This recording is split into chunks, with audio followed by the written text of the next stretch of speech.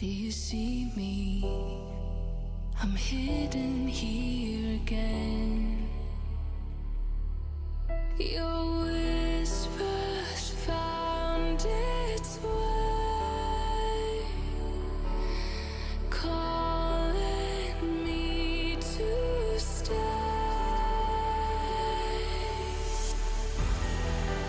I'm standing at the edge, but something always brings me back. All the voices in my head reminding me of what I have. If I fall tonight, you can bring me back to life. If I fall tonight, you can be my saving light.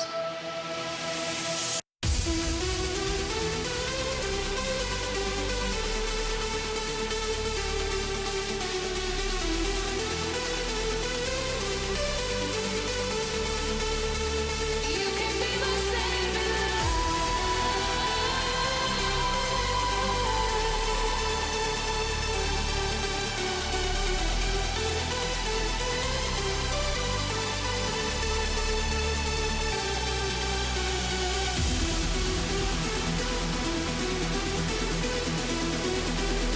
You can be my saving light.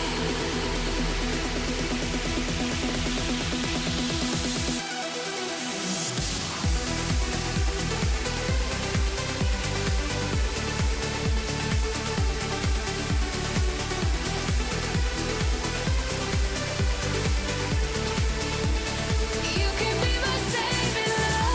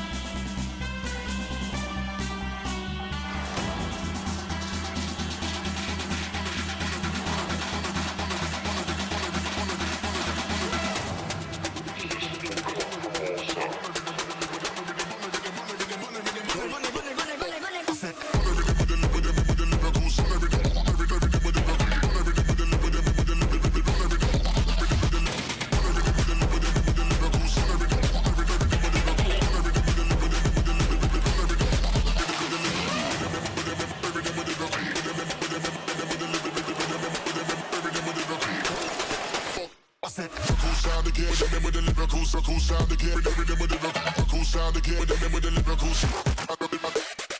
Cool sound again with the lyricals. Cool sound again with the lyricals. Cool sound again with the lyricals.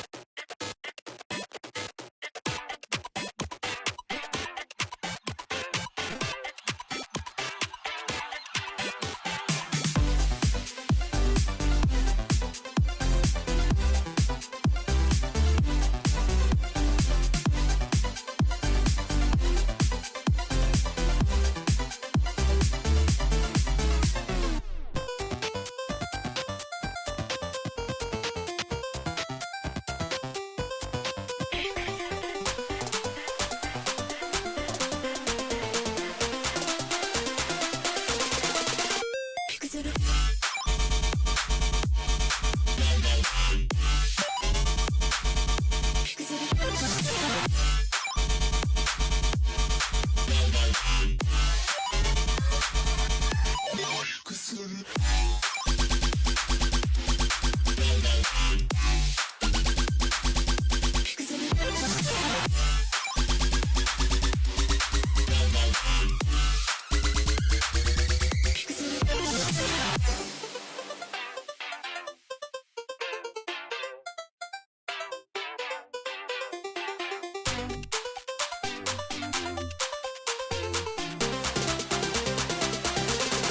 準備できた？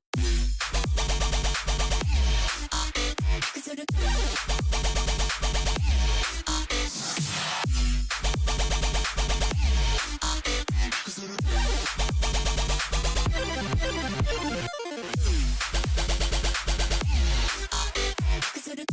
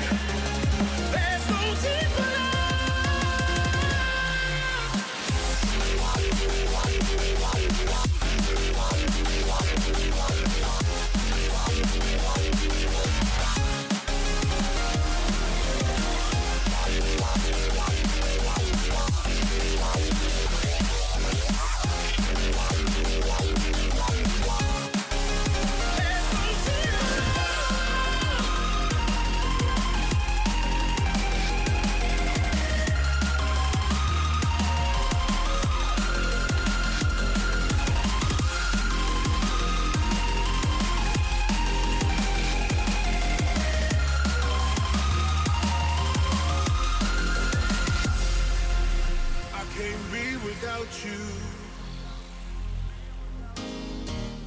I'm in way too deep and I'm drowning in devotion. I'm lost, can't find a new emotion that's ever enough. And you can't deny it's real, 'cause there's no deeper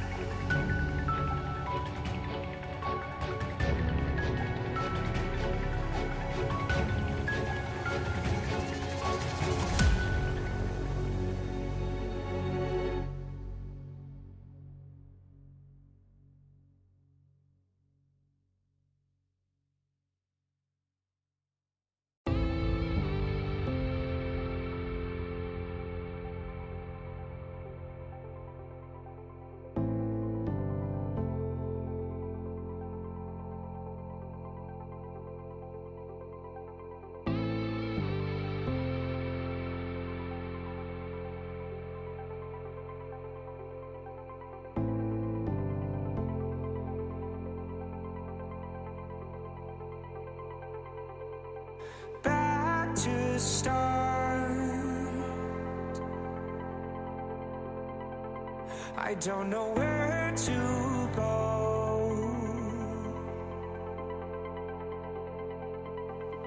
I'm told I'll reap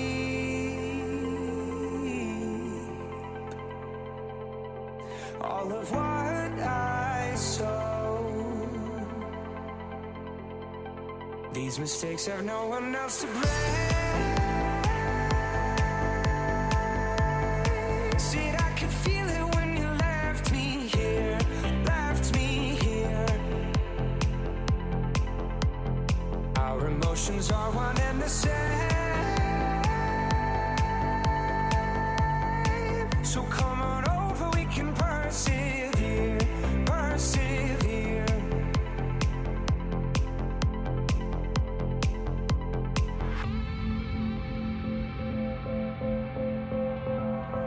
So come on over, we can persevere.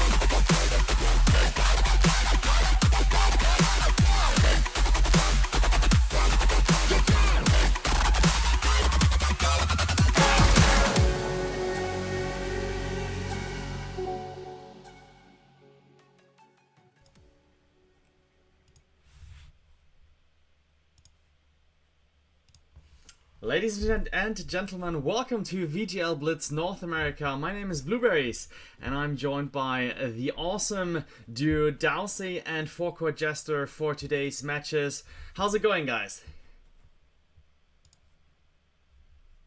Dowsey? Oh, at least I'm here. now he's back. I always go first, and I thought, you know what, Sean? Today would be your day. You would step up to the limelight, Why would you do that into to the me? spotlight. What a and go, gentleman! Wow, I'm feeling really good today. You know, Dowsey, being the gentleman he is, let the lady go first in the relationship. So, Well, I but- just finished watching a Canadian documentary, so I was just, being polite Sorry. and letting you go first. sorry. Alright, so Dowsey is fine, I heard. Forecourt Jester finished watching, so how are you feeling? Yeah, no, doing well. As I said, I'm very, very much in a Canadian mood. Very excited to see these two teams go at it. Yeah, alright, great guys. We have seen the brackets on for a while. There's much stuff to talk about. First of all, yesterday's stream was cancelled very spontaneously. Apologies for that. Was an emergency issue going on. But we are back on track, and that being said, we have many games here featured tonight on stream. 6 out of 8 matches will be featured, and you guys actually wanted to see those this matchup here. It is OMG United versus Rage Pingers. Both teams are ready here to fight. It is going to be a best of 3, and as you can see from the semi-finals on, it is going to be a best of 5. So best of 5 in semi-finals and third place match plus the grand finals. Remember, it is $1,000 here total prize pool, and that being said, $500 for the first team. We have also a giveaway which is still open, the Elgato capture card giveaway. It's an HD 60S custom printed. They look really good, so I absolutely can recommend to join this giveaway. Go to vaingloryleague.com/blitz-giveaway. There we also have 10,000 eyes being given away via the website tool. However, in Twitch chat, we added another 10,000. So, yep, that's a lot of ice here yes. So, get this ice going. How does it happen in Twitch chat? Quick explanation. What we will do, we will just, raffle the no keyword needed. Just be in the Twitch chat. Just be kind of, a little bit active, because it drops out the inactive ones from the raffle. And as long as you're in Twitch chat and say anything what you want, that's absolutely Hear fine. that, guys? Keyword is anything. So make sure you Now write everyone- anything. And now everyone spams anything. Okay, so that being said, that was a good one. We can start, but we are missing one person. If this person is back, then we can jump into this game. I'm not saying any names, guys. Not saying any names. But probably you all know who it is. I'm just kidding. I got my Blueberries cardigan on here, and of course the Blueberries jersey. So I'm fully equipped to hype for any team. Totally unbiased here on my end. And there is the last person back in the game.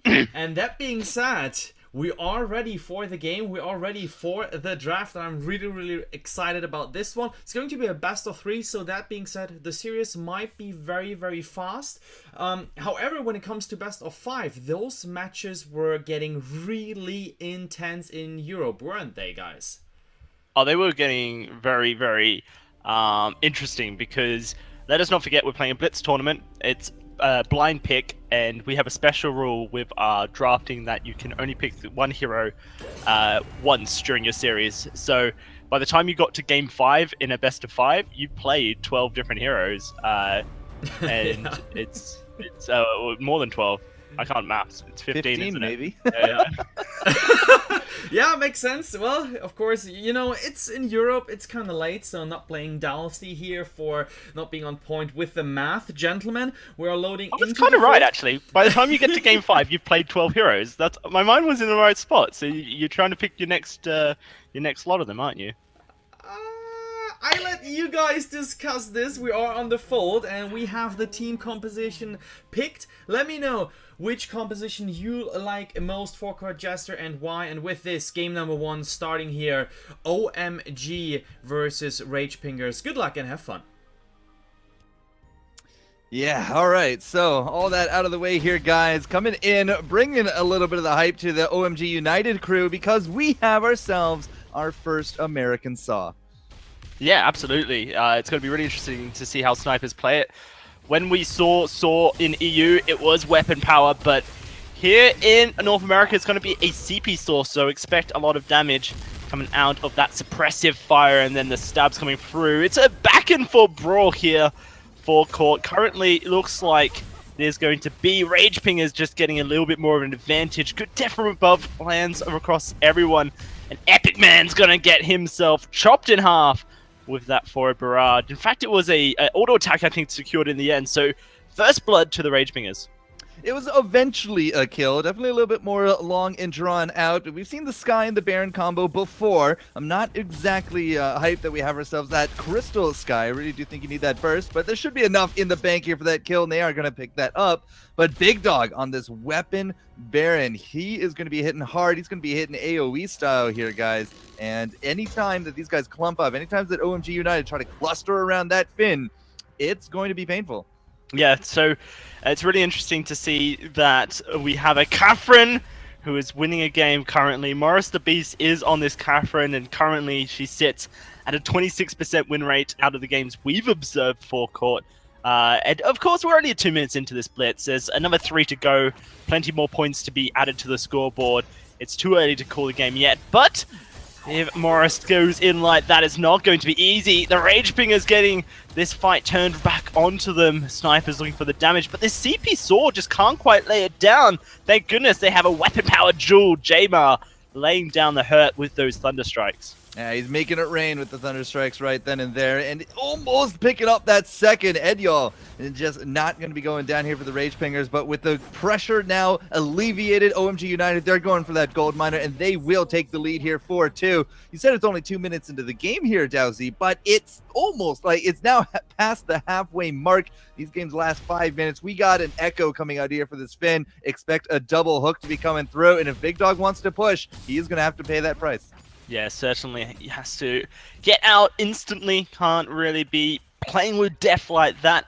I have to say, the thing that made a sort of successful in Europe was the ability to take objectives very quickly. You can't do that with the CP Saw. Snipers is going to have to be true to his name and use that suppressive fire to lay down the big deeps. And this is what they're doing. They're going in, looking for the Big Dog. Jamar, though, he gets a little bit too close to the fire. And now the Rage Pingers looking to turn it back on. Snipers can't quite lay down that suppressive fire.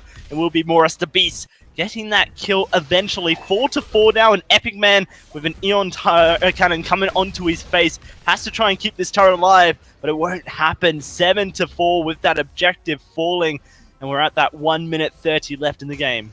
The CP Saw is definitely falling flat, now actually going right here into an aftershock. Gold Miner started up, trying to reclaim those 3 points, but Maurice the Beast and Edyal here going for the steal. They don't quite get it, but they might be able to pick up this kill here on top of Epic Man. No, not quite. That's going to be quite the jump there for Jamar. Gets right into the thick of things, has the weapon to go with it. The big red button is there. The pull, unfortunately, goes wide, and Snipes is just not getting any work done. Big Dog dives deep into the fold, and we're still tied up. 8-8 now, as we've got 50 seconds left. It's going to be the teams recalling, getting to base, healing back up for that final hurrah. 40 seconds left.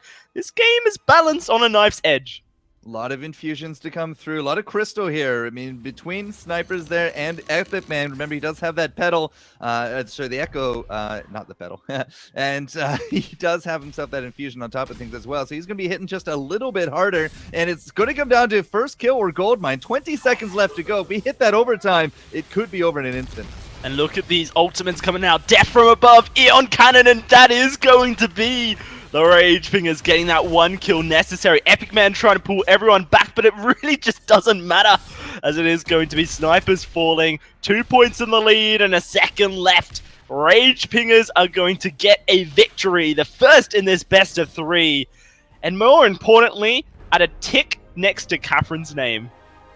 Yeah, finally a win to go through with it, but it's not really the Catherine, it's not really the comp that they ran, it's the fact that Ragepingers bought defense, and OMG United kind of didn't. Look at Snipe, look at Jamar, they're very much glass cannons, and that just doesn't really fly against somebody like in your face like a Catherine. No, and not at all. Blueberries, CP Saw, I'm not sure I'm a fan of it, considering how strong the weapon power Saw was in EU. Yeah, I kind of have to agree with you, and totally agree 100% to what Forkwa Jester said. The glass cannon way, where you think if you play Blitz, and maybe you play like casual matches, or you know, not like competitively as we do it here with the tournament, you're like, yeah, I'm just going all in, I'm just going, you know, a double mono kill and the tornado trigger and, you know, whatever. Yeah, that might be a little bit too crazy together with the reflex block. So however, it was still a very close game, as you said, guys. Just 15 seconds before the 5-minute mark, still tied up. But last but not least, due to the itemization here, the Ragepingers going for the 1-0. We will quickly swap the teams and then continue. So for now, I'm very excited to see if they will follow this itemization path, like going the glass cannon way. The stream is a little bit on delay, so I doubt that they hear our thoughts. However, quick to the giveaway, the ice giveaway. You gotta follow if you join via Twitch chat. We do a 10,000 eyes giveaway there. Make sure to just follow the channel and just be active on chat. That's all. No keyword. Just don't get trolled by Dowsey by he letting you guys say random keywords. And I saw you guys were falling into that trap. And that's not true, Blowberries. I have it on good word that Kappa is the keyword. Kappa 123. So. If you guys do want to enter into our 10,000 ice giveaway, make sure you spam Kappa123 in chat. Absolutely. It's the only way. Absolutely. Channel is not eligible for bits use, is what it happens when I type in Kappa123. Oh, there you go. Unlucky. Okay. Yeah. That's also very nice. Guys, we are going into game number 2 right away. I think everyone is ready. The teams are swapped, so I'm going to hand it over to you two guys. Thank you very much. Hey, you cheated. You typed Kappa space 123. Hey man, I can do what I want. I run this run this joint. Blueberries is realizing that he made a grave error when when he got me to come onto the broadcast tonight. Take away that sword. Oh dear. So yeah, take away the sword. Let's do it. It's gonna be the switch of sides, and currently the Ragepingers up 1-0 here for court. You made the point about how OMG needed to take a bit more of a captain role. This time they do so in the form of a Catherine. And will it be a little bit more of that captain? Will it be a little bit more of that burst? I mean, she is a very susceptible hero to bringing forth things like Aftershock. A little bit of crystal goes a long way, especially for her Q. And then, you know, even after that, her silence is quite the AoE. Does have a little bit of a crystal component to it. If it is going to be more defensive, then I think that we actually have a very nice setup, because that's a lot of forward momentum, and Epic Man is actually going to be building into the Fountain and the Crucible. But a stun into a knockback there for Jamar. They got a lot of peel for Sniper here, who can hopefully do something a bit more with a weapon Vox than he did with his Crystal Saw. Yeah, you'd certainly hope so, but when you look at the other team, like other competition on the other for Ragepingers here, they've got that gauntlet that Arden can throw down, an afterburn for Ediel, and this ever-present Scarf, who in EU was just so dominant, makes things a little bit scary for OMG. They're certainly going to have to get control of these team fights early. We got a little bit more of a bursty on-hit glaive coming out of Jamar, where it's Edgel has gone a little bit more into a more traditional weapon path. He does have the tension bow, and we do have some infusions out and about, but two very different ideas on how to play the glaive here. A lot more burst oriented from Jamar, a little bit more steady damage coming out of Edgel. And there it is, the Gauntlet's going to go down, and OMG just rushed the turret. This power comes through from the Vox, and they're able to just do the deeps. Oh, it's interesting fight here. It's very back and forth, but OMG look like they might just be able to get the upper hand here. They've already got the turret, and they've got their point from that. Sorry, they lost their turret, so they need to get more points back.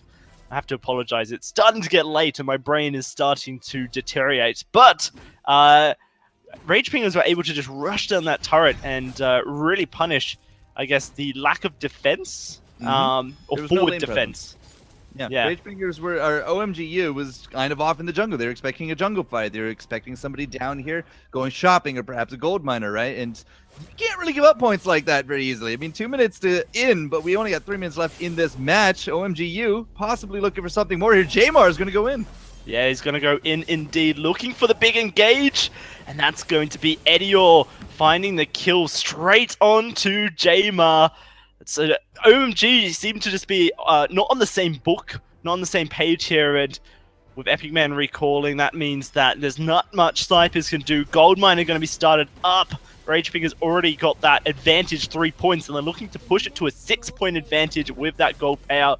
Jamar says we need to make something happen, going straight onto this Scarf, but he's just burning away. Vox going to go down, does trade the kill here, and now Ediel going to get his ass handed to him as well. Morris the Beast! Not much that Paul Arden can do. OMG getting every kill that they can. And Jamar with this Storm Crowned on hit build has so much cooldown reduction after burn after a burn. Yeah, it's down to like 5-6 seconds, maybe even a little bit more than that. Jamar has it up a lot, but he doesn't really have any kind of energy regen at this point, so he is going to have limited uses on it. I don't really think that we timed out what we needed to do up against the Scarf in the last fight. You saw Scarf basically just turn around and melt down Sniper, and all the time Epic Man, he had his stun, he had his silence, he didn't throw any of it on top of the Scarf. So we got to get more on the same page here. Yeah, and they're just going for the gold miner here as they managed to take out Edior, who was trying to steal it away. This is a huge turnaround for OMG. They're trying to get onto Big Dog, but he's just been allowed to burn everyone alive. And that's going to be 2 kills going over to this Scarf. Make it a triple if he can get onto Epic Man. This Catherine trying to escape, Fountain to heal up, but Spitfire after Spitfire, and Morris the Beast securing that kill for his carry as well. 12-9, and with this Crystal Miner going down, it will be the Rage Pingers securing the series and progressing to our semifinals. Yeah, best of 3, only here in the quarters, best of 5 onward, as we did mention a little bit earlier on, so that's going to be all she wrote here. Again, very different ideas about how to play the Glaives. You saw the strengths of both, right? You had a lot of repetitive cooldown, a lot of burst coming out of Jamar. He had that Aftershock, he had the Storm Crown, that adds up over time, right? But he wasn't able to quite do the sustain that this Tension Bow double Tyrants did for Edgel. They were able to burn down objectives way easier. That's what got them to the win. Yeah, certainly did. Blueberries was a hard-fought battle. OMG almost pulled back into it, but in the end, the Rage Pingers just had, I think, a better composition. Yeah, most likely. Totally agree with you on that point. And yeah, overall, I think it was a very good start here into the quarterfinals. In general, we have one more time slot in the quarterfinals starting in 10 minutes. So this is going to be, let me quickly get that up for you. We can decide between Noble Pro and the winner versus TSM and Z Fighters. They are fighting in the next time slots, as well as Nemesis Titan versus One Piece 101. And if you are right now in Twitch chat, let us know if you are actually want to see which game the Noble won or the Nemesis Titan won. We can pick whatever you guys want to see. So the keyword for the next giveaway is Dalsey. I mean, everyone will type that in, but there is no keyword. You just have to be active in chat. But of course, Dalsey will enjoy that beautiful scenic view of his name in Twitch chat. That being said, we will go on a short break, couple of minutes until we will be back, probably 10, maybe a little bit less than that. Enjoy the music. Go to VAINGLORYLEAGUE.com for the giveaway. 3 Elgato capture cards, custom printed HD 60s, and 10,000 eyes there as well. So there's a lot of eyes. If you don't win, I just can't help you guys. So there is actually very, very high chances for you. We will be back in a couple of minutes. See you then.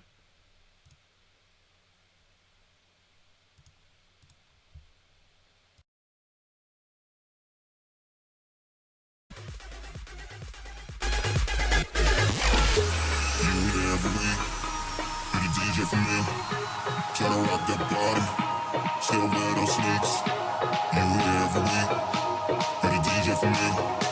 Try to rock that body. Still wear those sneaks. Baby girl, I'm savage. Baby girl, I'm active. And what is active? This, that's a dance. That's the way that you're dancing. Hips doing that damage. Don't wanna see no landish. And I know you speak Spanish. Baby girl, I'm savage. Baby girl, I'm savage. Baby girl, I'm savage. Baby girl, I'm savage.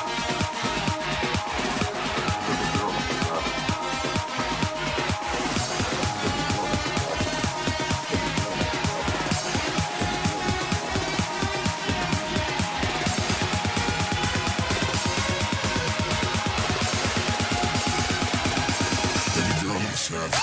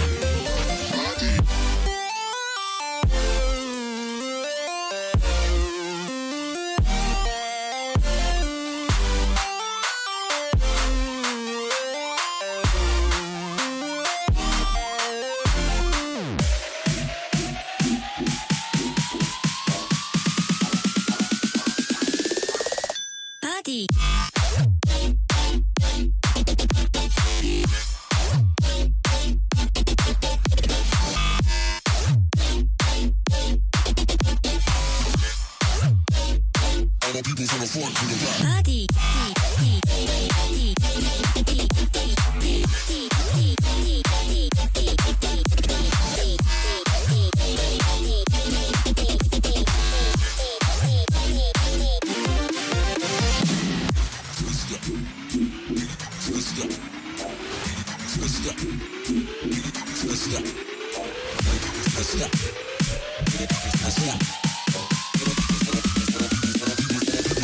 To the back. Party.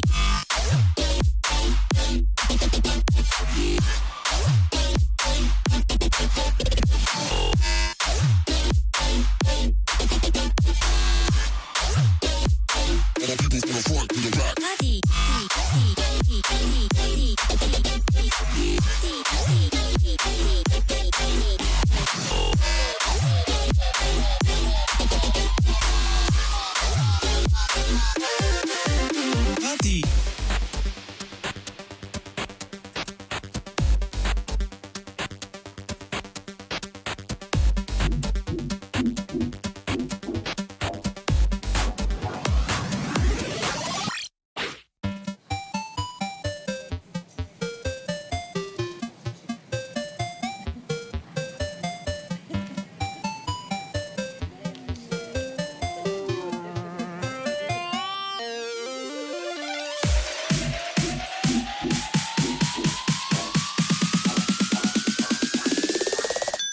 Party.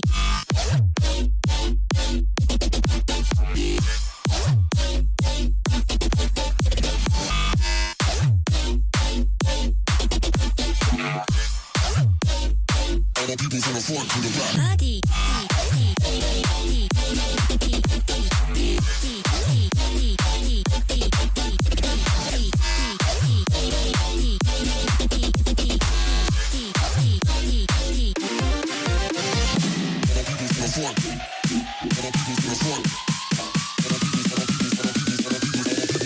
To the back.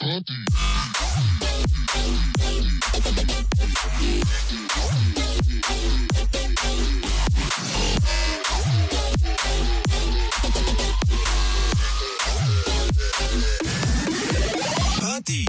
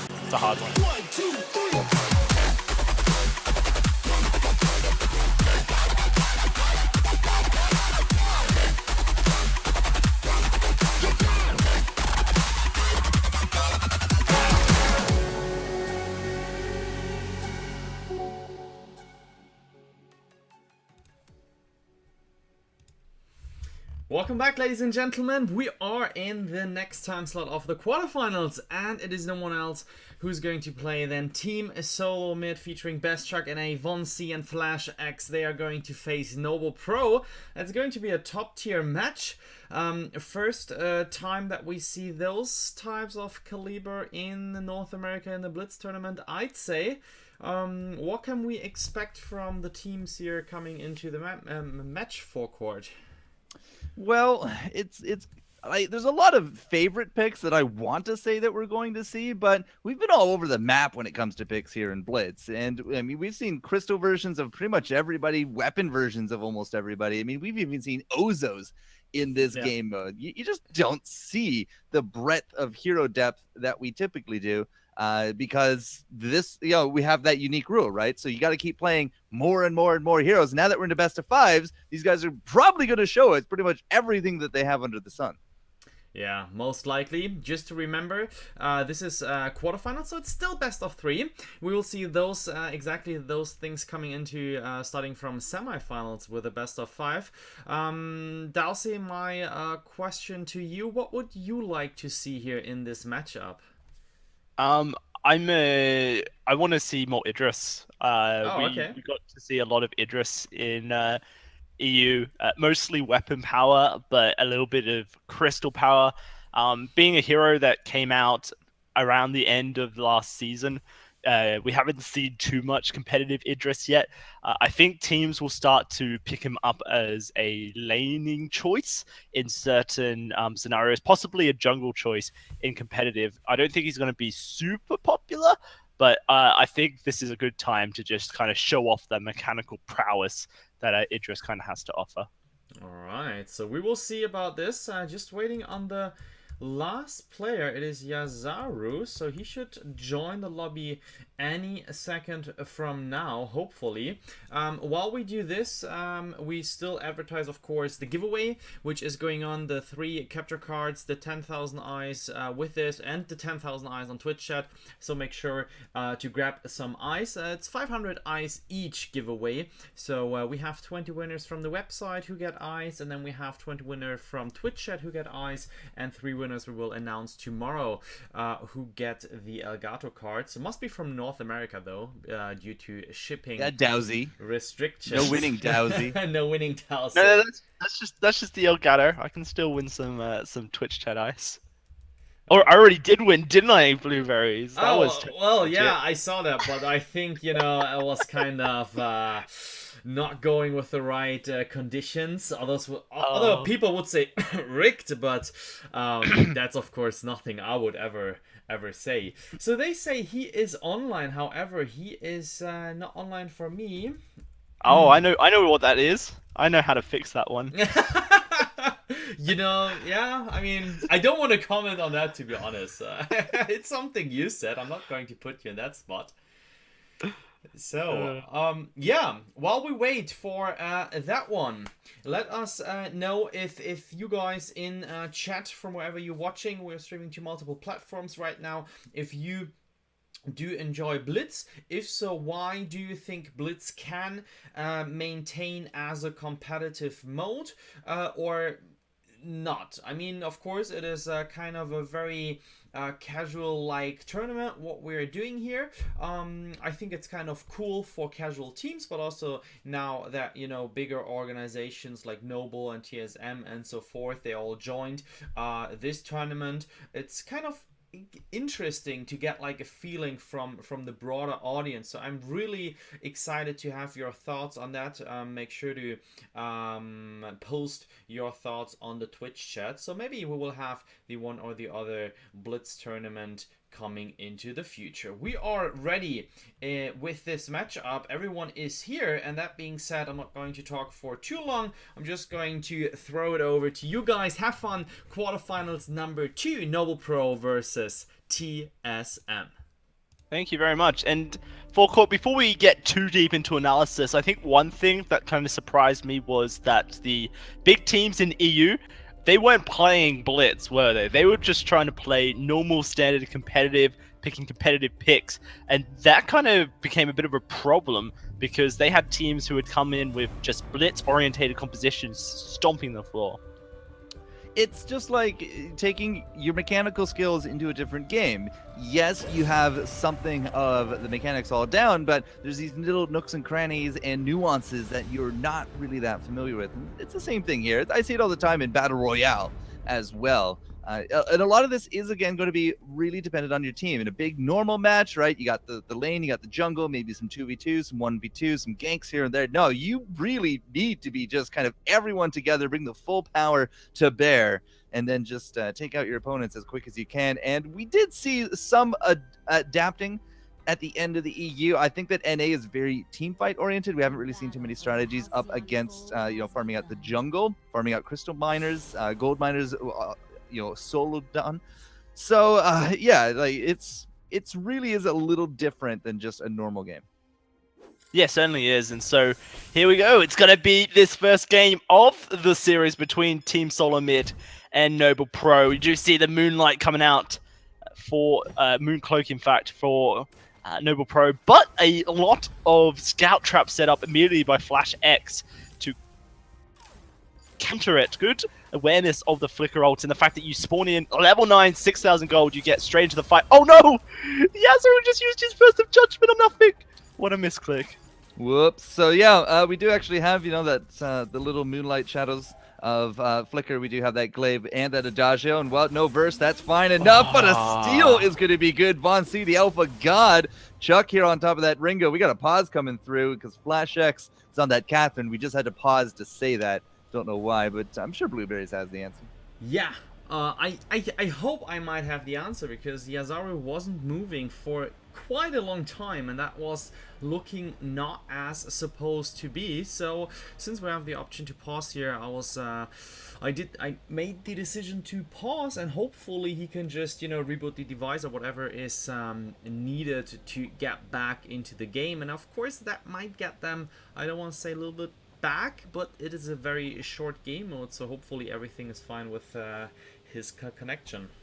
Well, it would be bad if this was to go a little bit south this quickly, but you already saw the steal go through, right? TSM picking up that gold mine, and at the same time, I'm looking at some of the comps here, and I mean, looking at Chrissy, he looks like he's going very much into the Vegeta hands here for his glaive. That's a lot of on-hit, a lot of burst, not really going to be a lot of sustain, but with the cooldown reduction going to be coming in, he should be able to do quite a few afterburns throughout the fight. Now that, with that steal and the rest of TSM kind of steamrolling through, that's going to be a quick 6-0 here, Dowsy.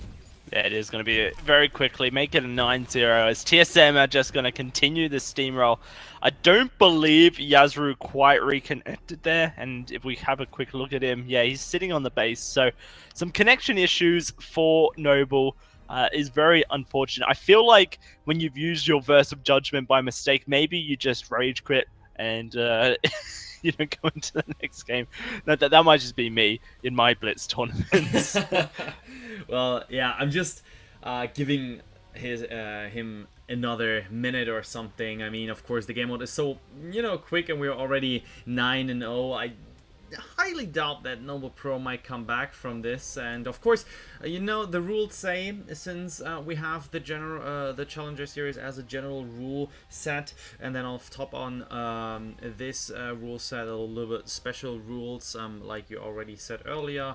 One hero can be picked throughout a series by each team, and that being said, also the internet connection rule, the general connectivity rule, applies here, and that states each player is responsible for his or her own connection. That is all we can do. If this match is featured as it is now, we can pause, but I'm gonna unpause for now and forever. Back to you. Well, thank you very much, and hopefully for Yasuo does get back in. No, it doesn't look very good. Oh yes, he's back! You fixed him! You 9-0 in 1 minute. It feels very bad, doesn't it? Yeah. TSM steamrolling Noble Pro due to some of these technical issues. Noble Pro are going to have a uphill battle into this game. So Flash X actually going for an item choice that we don't really get to see a lot of, and a lot of this is simply due to the fact that Darok has just a lot of stealth built into his kit. Flash has himself, a lot of flares. He has a lot of those scout. I keep calling them scout traps. No, that's They are totally Scout right. Traps. Minion mines. That's not what they are. And so he's actually doing a lot of counter work up against Derek, and that's really sealing him down. Yeah, and look at Von C going in, doing the deeps. They're going to take Derek down here, and they don't really need to do much to follow up. It's 10-0 at the halfway point. They're going to focus down this gold mine and make it 13-0. Or just engage onto Yazaru. That works as well. Yazaru not long for this world. In fact, he gets away. Chrissy looking for a steal onto this gold mine. Has to get in close, but TSM do the burst. They do the work. They get the 14 on the board, and they're looking for that 15. Derek nowhere to run, nowhere to hide. A double kill for Von C, and a very clean 15-0 for TSM. Well, I feel very cheated from an analysis point of view because simply we just didn't get to do much in that game whatsoever. But overall, TSM, I mean, they had a lot of bursts, they had the stuns for the setup, and they had the proper countermeasures for that flicker with that contraption. So, yeah, leg aside, they handled the invades very well. Hopefully game 2 will be just a little bit better. Yeah, well, that being said, I was just reaching out for my emote. Let me actually get that to you. It kind of looks like this. So this is the feeling, of course, you should have after this DC. Unfortunately, so hopefully things are being are going okay and that he's back on track. Quickly going to re-invite him to the party, and then we should be good for game number 2. And as Forecourt said, you know, from an analysis point, I agree to all things he said throughout this throughout this game. Yeah, gentlemen, game 2, kind of a fresh start. The problem is TSM is up 1-0, so Noble with the back against the wall. We will see it. We will see if they have another chance. So let's get into this game here right now. Don't wait for any much longer. Let's do it, gentlemen. It's a hard one for Noble because yes, it might be a fresh start for them, but on the same token, it is like, you know, they have to win this or they're out of the tournament. So they have to do their best to not allow game 1 of the series to get to them. Already we see the lock-ins for TSM, Adagio, Cruel, and Finn.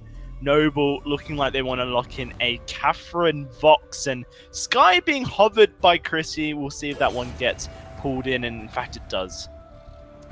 Flash and Von C are going to have to try to defeat a lot of the Crucibles that are going to be coming out of this one. I suspect Derek in that captain role, we will see that Crucible out early on. Chrissy and Yazru would be very well off to pick up some reflexes early. Otherwise, you're going to be pulled on in, stunned up with nowhere to go. And Best Chuck, he's not going defensive at all. No, this will be a bit more of a defensive captain Flash. It's going to be Best Chuck bringing pain, and he's going to be spreading that fire wherever he can. So for Noble Pro, this is where the legend is made.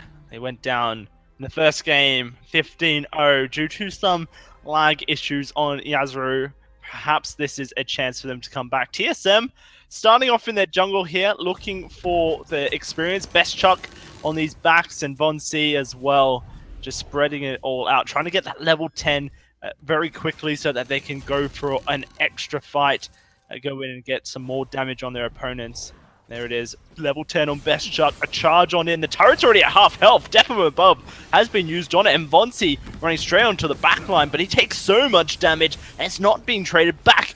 Best Chuck able to get in there, he's able to take down Yazaru. First blood goes TSM's way, a heal just in time on to Best Chuck to keep him alive. TSM going to start things off very well. Starting things off with a twist as well. We have no ult Flash. He is 5-5 in his A and B. Did not decide to throw out an anchor because he doesn't have one. Okay, that's interesting. I think I can understand it because, as you say, Crucible is an item. You start with 6,000 gold. The captain role will have a Crucible, so maybe it's more efficient to wait until level 11 to try and throw out the. But then I say that Derek's Crucible's up, so I don't know. Flash, what are you doing, buddy? 11 and 12 will be the last 2 points that he puts into it, but not going for it early means, again, maxing out A and B, you can actually get quite a bit of stacking defensives with those polite companies. The Quibbles, of course, no slouch when it comes to the damage either, and here goes a nice combo. Yeah, Vonsi straight on to Yazru, doing the deeps, hell hard, locking him in place. Flash X finally gets that forced accord, and oh, the quibble! It is huge. 3 men locked up, and a double kill goes Vonsi's way. That is gonna be 3-0, an ace easily. Crystalmine are gonna fall, push it to 7-0. TSM continuing the domination.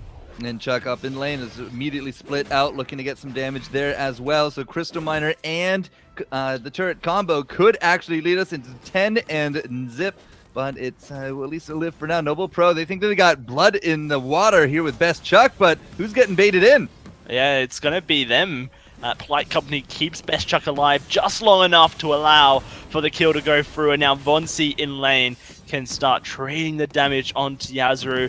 They have lost the tempo in this fight. That does mean Flash X will lose his life, so a bite back for Noble Pro as they're going to look for this turret, but Vonsi's here, he's defending. You have to respect this crazy crew, and with Best Chuck coming back into lane, that turret taking chance is over. Yeah, but Crazy Kroll, yeah, maybe. Not exactly a very big damaging Kroll, though. He has a lot of power here into the jungle, and you can see that Noble, they see him take that exit, and they chase him down. They're like, all right, where are you going? What are you up to here, Vonsi? But now he's coming back, has that Hell's Heart ready, and the pull is good on Derek.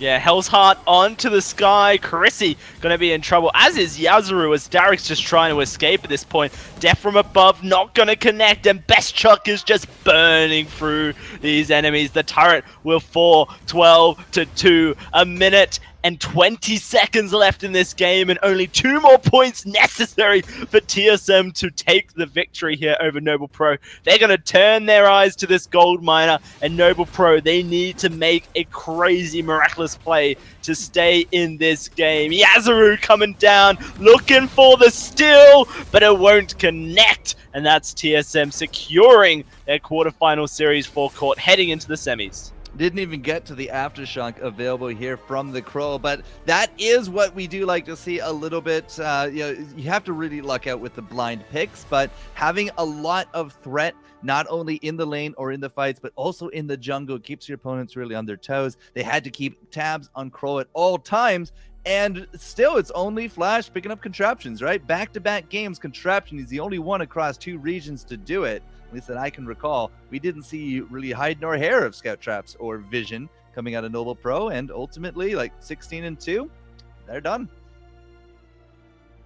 They are. So GG, well played, 2-0 for Team Solo Mid. And yeah, that being said, we can actually take a quick look at the updated brackets, at the updated playoffs for tonight. We will stream all matches from now on. There is another match parallel going on where we have no current data because they're still playing. This is Nemesis Titan versus One Piece 101. The winner of this matchup is going to face Team Solo Mid. But first of all, we will stream in 10 minutes roundabout Mechanis versus Rage Pingers, and they are going to play in the next time slot. Again, a big shout out to Elgato Gaming here. This event is powered by Elgato Gaming. We have a nice giveaway going on with the ice. Make sure to type in !Blitz giveaway. You will get the link to the website, and make sure to follow us for future upcoming tournaments. If you're from Europe, there is still the sign up open for the Challenger Series for upcoming spring season. And yeah, let's actually put on some music, short countdown timer, and then talk a little bit about the next matchup. And I'm very, very excited for this because from there on, we will start to play best of 5. Don't go anywhere. We will be back in a bit.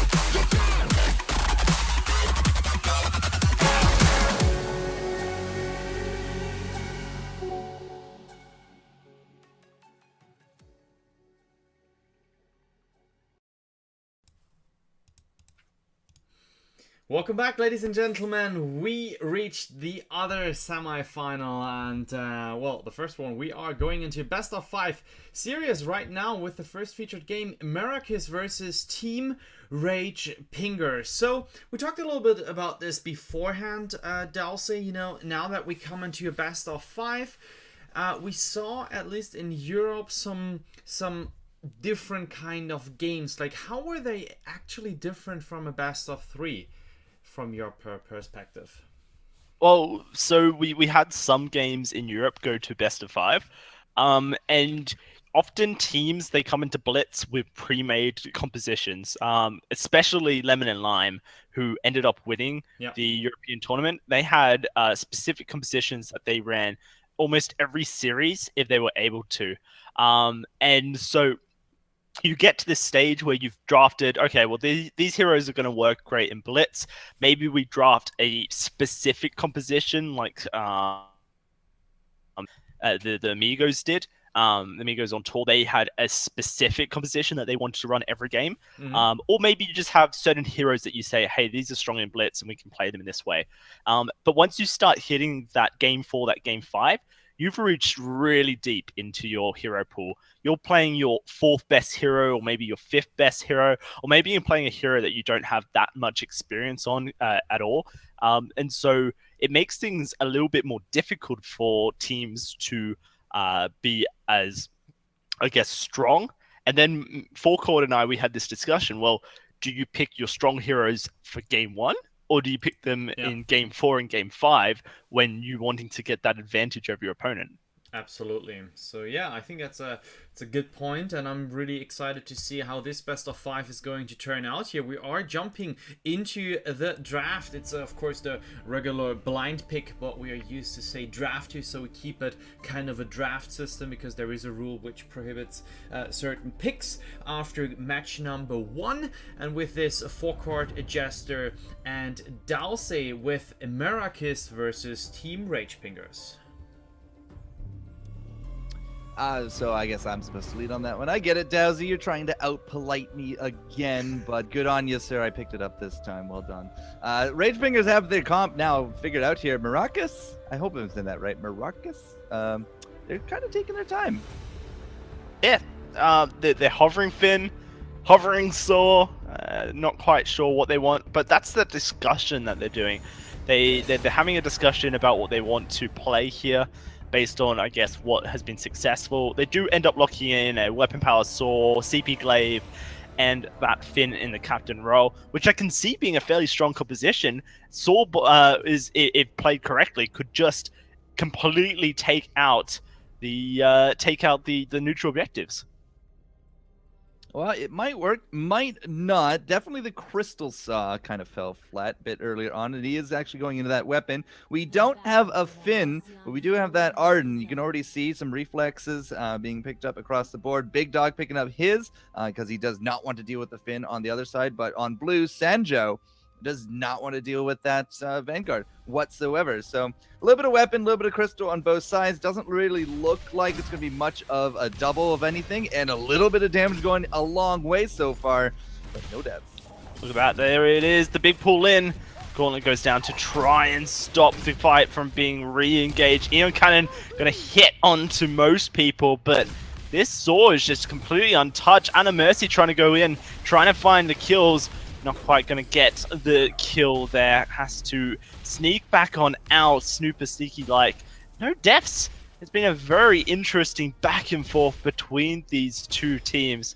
As currently, it looks like the Rage Pingers have an advantage. Anna Mary doing her best to get towards the back line, get on top of this Saw, who is out of energy almost. Will have enough to run away. But this is an opportunity for the Rage Pingers to really get on in and do some deep.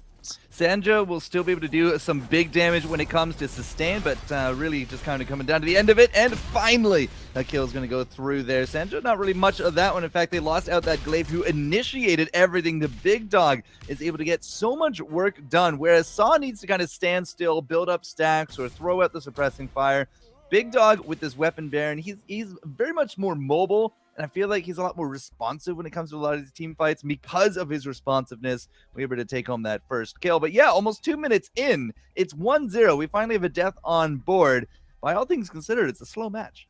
And I feel like currently Americas are playing this wrong. Sanja needs to be out in the jungle, threatening the crystal miner, threatening the gold miner, instead of being in the lane 1 versus 2, 2 versus 2, 3 versus 3, whatever it may be, because this Saw is not going to work in the late game like that. Maybe they get a kill here onto Morris the Beast. Does look like he's going to get locked up. Eon Cannon will come through, and a big Discord does pull them back in. But Sandra's taking such a beating on the backline here from this Baron. A good afterburn will seal the deal for the big dog. And so a kill traded back. An opportunity now to try and take this turret with the Saw. Will go down very quickly, so Anna Mary's going to have to jump straight back onto the back line. Saw going very low. Polite company, enough to keep him alive nonetheless. Sanja will live another day.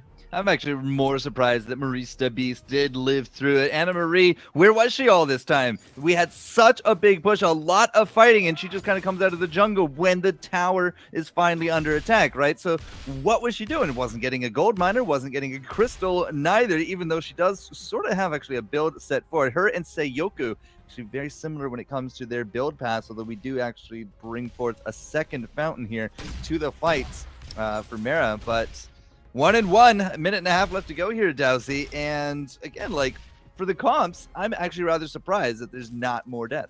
Yeah, both these teams are kind of just hovering rather than trying to go for a objective, rather going for a gold miner or crystal miner, wherever it may be. It's a Mexican standoff in the lane. Is going to become an even bigger one as this clock starts to wind down. Minute 15 left in this game as finally we're going to see Sayoku start to take that gold miner, but Rage Pingers are on the ball. They're going to instantly threaten the steal, threaten the engage. Maybe Sanja gets a little bit caught out here.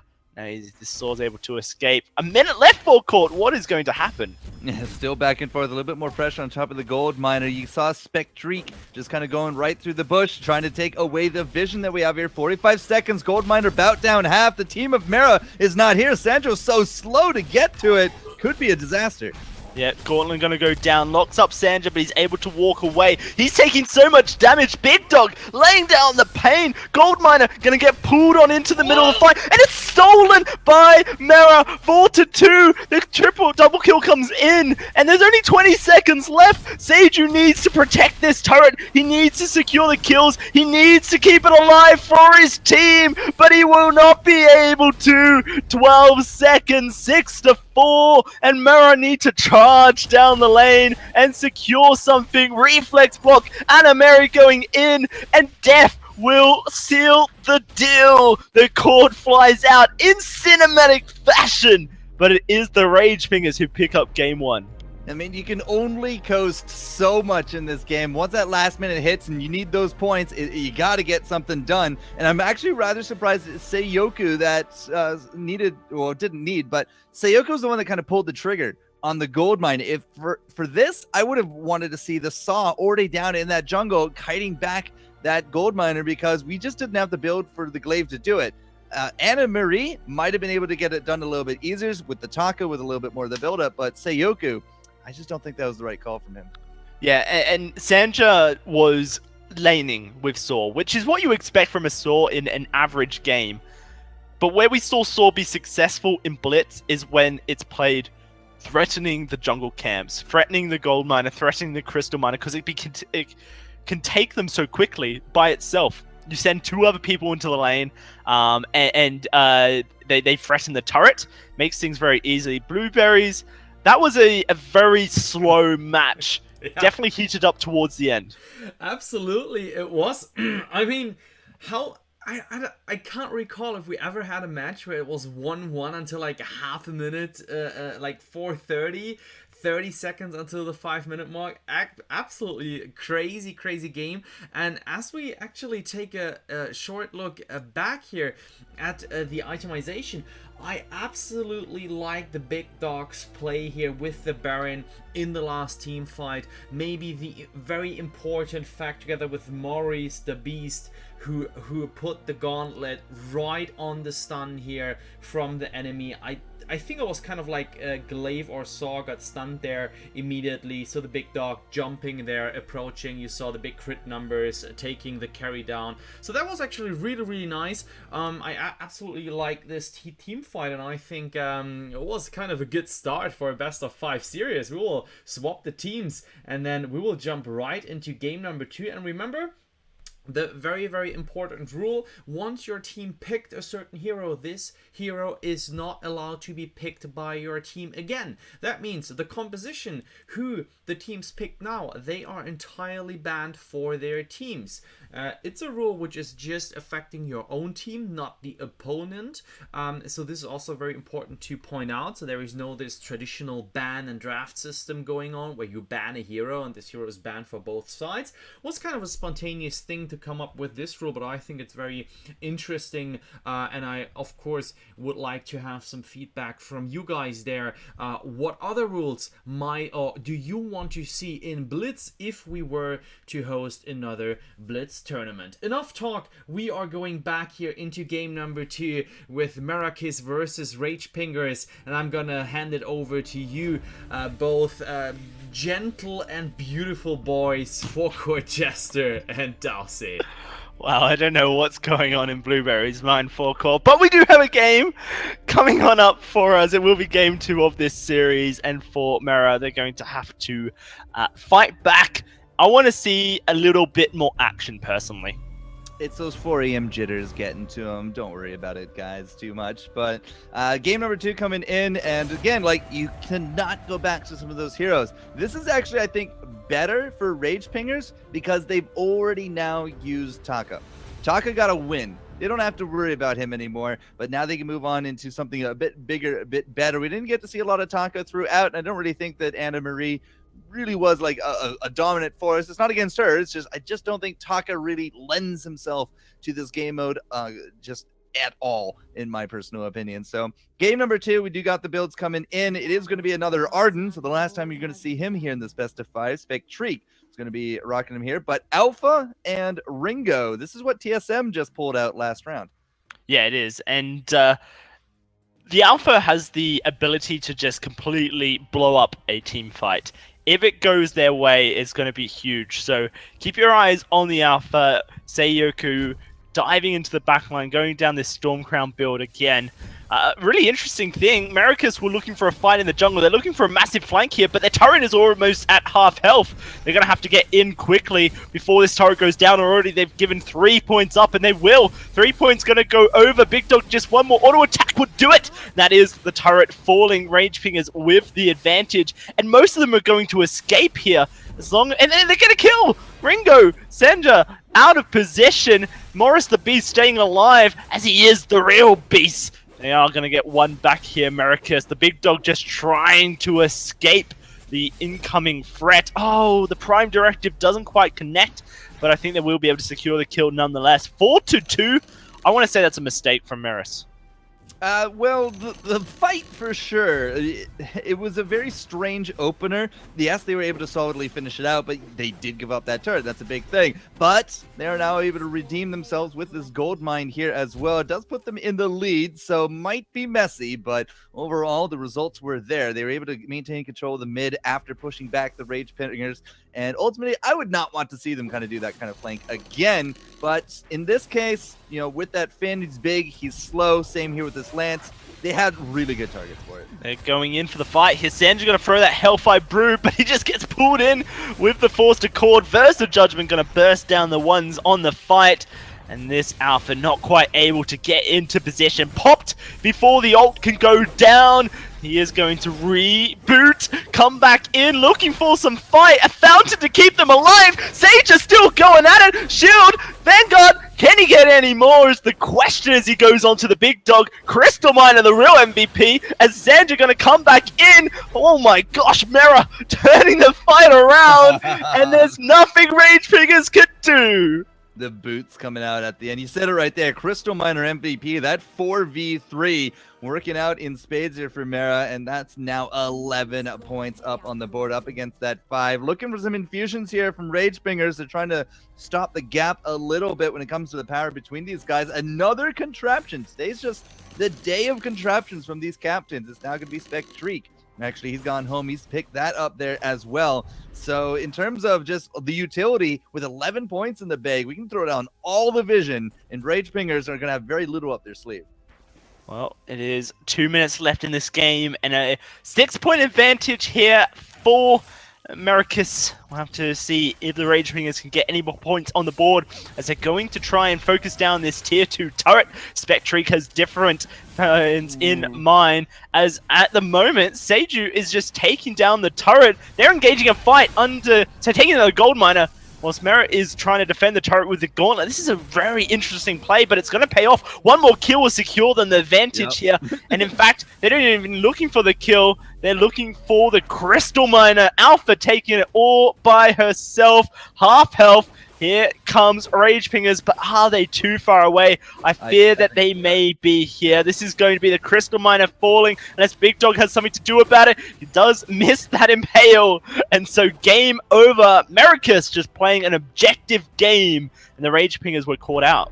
Ragepingers really should have known something was up when there's only 2 people at the defense. Like, there's no way that was going to be a sandwich, not with an alpha, and they didn't have any vision in mid. Contraptions might be coming out. We might be seeing more and more vision control, but Ragepingers really dropped the ball in that last set of fights, and because they were so far advanced in the lane, they couldn't get back to defend near enough, and, well, they are going to suffer for it. 1-1 now in this best of 5. Yep, that was a very good game. I actually like the alpha play here a lot, especially just going, you know, for that objective, as you said correctly. That was absolutely crazy, and this is exactly what the other team, the Ragepingers, did not see at all. They were just so focused on the lane, you know, a lane-heavy match here, pushing the turret in a 3 versus 2 situation, which is of course at first the right thought, but you know, I think they have been taught another lesson in this game. 1-1 up in this series, ladies and gentlemen, and that means we are going into game 3 of this best of 5 series, and probably we will see a swap of the roster. Yes, and Adial is coming in for, let me see, Anna Murray was swapped out by Team Ragepingers, so that means Team Ragepingers now into the 3rd game with a little bit of different roster swapping a team here. Very excited to see if this is going to have an impact. So we are jumping into game number 3 immediately here. No long wait times. We can chat later. Back to you guys. Thank you very much. And it is going to be an entirely new composition, because these teams in this Blitz tournament cannot play the same heroes twice in a series. So for Mericus, Blackfeather, Adagio, Lyra locked in instantly. No hesitation here. Have to see what the Ragepingers are going to lock in for as forecourt. Well, that's going to be the end of Adagio, but double heals and Blackfeather. This is actually the capital match of our Thursday broadcast. It was the very last game in a best of 3, and it was nigh untouchable. I mean, you just have that Lyra stack health. The Adagio goes into the crystal, and then you got yourself the weapon Feather. He sticks to you. He is really hard to kill just by himself, but a double heal comp in spreading the fire from Adagio, it's rather tough to go up against. Yeah, I believe it was Energy who played it against Arden, and Energy were just stomping the floor in their games. So, unfortunately, they haven't quite made it to this stage of the tournament, but their competition has. And I'm really interested to see if Mericus can now take the lead in this series with it. Yeah, it's up to them to really make a good use of this comp. If it falls flat, I'm going to be very curious what they can bring here game number 4. Now is definitely the time to be bringing forth some strength, getting that win into game 3 here. If they can take the lead here into a 2-1 situation, then you only really need to play 1 more to your strength. But if you're going to run out of heroes and your pool goes a little dry, well, you might actually have this dragged out to 5. It's a big question mark right now about what Mara can do. And they're going straight for the back here, but they haven't realized that the Crystal Miner hasn't spawned yet. Now they're going for it, but they're trading Crystal Miner for turret. Yep. I don't know if I agree with this strategy from Mericus. The turret's already down, and really, Ragepingers don't have to do anything here. They can just continue pushing. Crystal Miner finally falls. Mericus are going to go for the gold miner, and oh my goodness, what is going on? Ragepingers looking for their second turret. They're going to take the lead here. Gold miner is going to go down. Mericus finally finishes it, and now they're looking for a fight. Maybe this works for Mericus. Going in, Sandra trying to get on to Maurice the Beast, but he's not going to be able to. He gets the forward barrage cut down by Ediel, and now Ediel's going to leap forward, try and take down the rest of Mericus. That's another kill going to the Ragepingers, 8-6, and the winners start to a Blitz game we've had. Yeah, I can't say we've seen that strategy, and I'm not entirely convinced it paid off. Now we have no safety net whatsoever here from Maracas. They have no turrets in lane all the way back to that choke, which means that these lanes, which will default just kind of sit here in the middle, there is so much chase potential here now available for the Ragepingers. If you want to bring this strategy to bear, it's a really big teamfight strategy. This is not really something Maracas should be out and about in the jungle for, and I'm very confused as to these early choices, and I just don't think they did themselves any favors. No, not at all. Now we're going to see Ragepingers just start to group up, look for these fights. They've got the lead. They feel fairly comfortable about their composition here. Big Dog laying down the hurt. Death from above, very nicely placed. It means that Mericus can't re-engage the fight, and they're just going to get completely cut down by this CP Sky. Just one more kill, and it will be the triple for Ediel. Now looking for Gold Miner to put it at 14 at the halfway point. Yeah, just go for the crystal at this point. Beta fight, get a kill on top of Spectreak, who didn't get that fountain off last fight. And speaking of, we have no Crucible. Mark my words, we're going for a triple fountain comp here from Mericas, but no Crucible means that they're not stopping out Maurice and they're not stopping out Edgel from getting really any of these crowd controls down, and that is just straight up murdering them. Now, one more kill will Boom. secure the Can't stop lead, it. the victory, and I'm not sure they can do much. Spectreak taking a lot of damage. Sandra doing his best to take it all up, but Spectreak dives into the middle of the fight. Maybe not the optimal use of that arcane passage there from the Lyra. I am really speechless about how this went so downhill so very quickly. Like Dowsy, Downey, whatever your name is. Downey, Dowsy, Drowsy. That's how confused I am right Drowsy. now. It's just, that was a very strange setup. That's not my name. That's not my name. Oh, gentlemen, it's like a whole different approach of the game than we have seen game number 1. I mean, I felt like they now understood that the game mode is just 5 minutes. You know, it kind of like felt a little bit like this, like in comparison to game number 1. What were those strats going on with Ragepingers going on like first and rushing the objective, and it was totally weird. Ragepingers did exactly what they should have done in that scenario. They grouped up in mid, in lane, and they realized that Mericus were not to be seen, so they took the turret. Then they see Mericus is looking for the Crystal Miner, which spawns late in Blitz. It doesn't spawn instantly. Yeah. And so Mericus has wasted a lot of time looking for this Crystal Miner. So at this point, Ragepingers are like, okay, well, they're not going to contest the turrets. Well, we can just go for the second turret, and they do. It was just really poor decision-making from Mericus. I think that they expected the Crystal Miner to be there on spawn, and if that was the case, then perhaps they could have gone and won that almost objective race that they were going for against Ragepingers, but they were behind in tempo, and that did just put them behind immediately. Well, that was absolutely great to watch here from the spectator perspective. And that being said, we are in game number 4, which can be the decisive one, not necessarily. So now it is 2-1 here for Ragepingers. And that being said, back to you for Court Jester and Dowsy. Yeah, it's advantage to Ragepingers here for Court. One more game, and they're through to the finals. 2-1, and Maracas, like, I feel like they threw away a lot of the advantage, a lot of the mindset and the pressure, and now those comps are out. Like, they can't play those heroes again.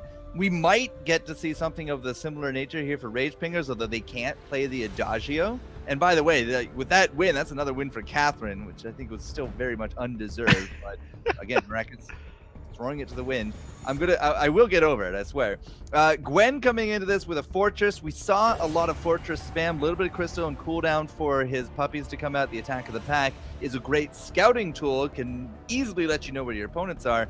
And that, with the big dog here and Maurice de Beast, like, I think that we're going to keep a lot more tabs on Maracas, and because there's not going to be any kind of, like, surprise factor here for Maracas. Oh, you say that? You hope not. You hope that we don't see something out of the ordinary, because it's 2 games in a row where Maracas have gone for an unusual start to this game. So, camera on them. Hopefully, they just walk straight down lane and get this game started like normal. Maybe the crew, or I say maybe, the crew will certainly go into the jungle and try and level up some stuff. Maybe not, actually. Seiku is heading towards the lane bush, the tri-bush, but yeah, no, Maracas have realized that their unusual starts of the game have not been paying off. Especially that last one. So hopefully, again, a little bit more of a better round in the game 4 as a caster. We always love to see that game 5 coming through, but Maracas have to dig themselves out of this hole, not only mentally, but of course, you know, they have to get that point up on the board. Game number 1 was so slow. The subsequent games, in comparison, actually very quick. We'll have to see what this team fight brings. And it is going to be the fight started by the Rage Pingers as Sanja gets extremely low from the start. He's kiting this Fortress fantastically, though. Maurice the Beast not quite able to get into the back line, but it doesn't matter because the rest of his team is doing work on the rest of Maracas. Maurice does go a little bit too deep. The kill traded back, but Spetreek is low. Spetreek lives! And if Sanja lives as well, they're going to be so happy with that trade. A 1-for-1 trade is in favor. And oh no! The root from the tree kills Big Dog. He's going to be hating himself for that. Run, Eddie, run. He doesn't have that afterburn up. Seiyoka is going to get quite a bit of free damage in. And Sanjo's really trying to put the nail in that coffin here as well. Doesn't quite get it, but a gold miner is going to get started up. I hear a gasp, but that could mean anything coming from you. Oh, I'm just amazed. Treant MVP. Goldminer is being started up, you're right, but still potential with this Gwen. Lovely Hell's Heart from Seiku just to make sure that she can't box shot it down. And Eddie in trouble as he's in the middle of the fight. That's going to be Big Dog falling as well. Maracas have woken up for court. 3 kills, looked simple, and they're 8-1.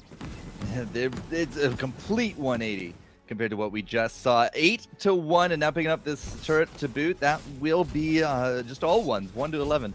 Seiyoka, again, did a lot of work right there in that fight. Sanjo is actually kited out very successfully in a lot of these fights. He's that weapon-powered Vox. No Crystal here, so he can kite and still do some pretty respectable damage against, well, it's pretty much Maurice at this point, just kind of chasing down with his little puppies. And again, a little bit of Crystal, a little bit of cooldown. It goes great for the Fortress, but even with the puppies, using him for the scouting basically on cooldown, we're not getting the upper hand here. And I think it's because, again, like, we're not really having that captain role, that leader. You know, every time that Rage Pingers go in, one thing is focused down, and then just kind of going downhill from there. Well, we got 2 minutes left, and only 4 points necessary for Maracas as they're looking to try and get in position to force Rage Pingers into an unfavorable situation. Rage Pingers need to start getting points on the board, and Maurice is going to face check the Tribush. There's wait for it going out, silence on through, as currently Maracas are getting beaten up by the puppies. Big Dog going to secure one, as good stun on to Sanja, and that's going to be another kill going forward. Not much you can do. That's the ace coming through for the Rage Pingers. More importantly now, a chance to secure some objectives and even the score. Definitely a little bit better of an engage there from the Rage Pingers. The Lemmings in, they weren't able to get focused down very easily at all. And still, they're kind of in a hole. It's 12-4. There's not really much of a death timer in this one. You can already see Maracas out and about. The gold miners right there. If they take it, it's game. Yep, and they're looking for the kill onto Edio as well, so it's going to be hard. But Buckshot steals it away! Maurice jumps into the fray, and Big Dog is on blinking HP! Unfortunately, not much you can do. Sonic Zoom to secure the kill. Sanja going to even the series. Game 5, it is Blueberries. We're heading to that decider. Yep, we do, and that was a good one. I like that. Both teams are fighting really hard here to make it into the finals. Of course, the finals is about $500 for the first place. We got $300 for second place, $150 for third, excuse me, and $50 for fourth place. So it's kind of a cool prize pool here, and you actually can really see that they take it seriously. I like, you know, the tree being the MVP, calling out here absolutely with that root, you know. It was kind of a really cinematic shot when we captured the tree there, kind of zoomed in. I like that. So yeah, that being said, we can jump as soon as teams are ready into game number 5. So now the hero pool is very limited.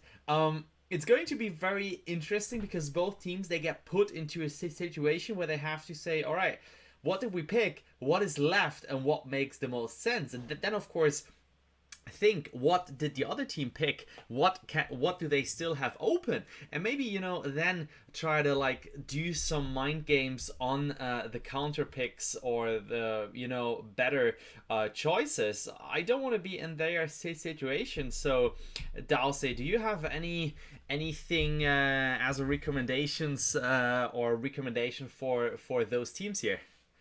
I feel like Rage Finger's composition was a little bit odd. When we've seen Fortress be played, it's usually with a double melee composition.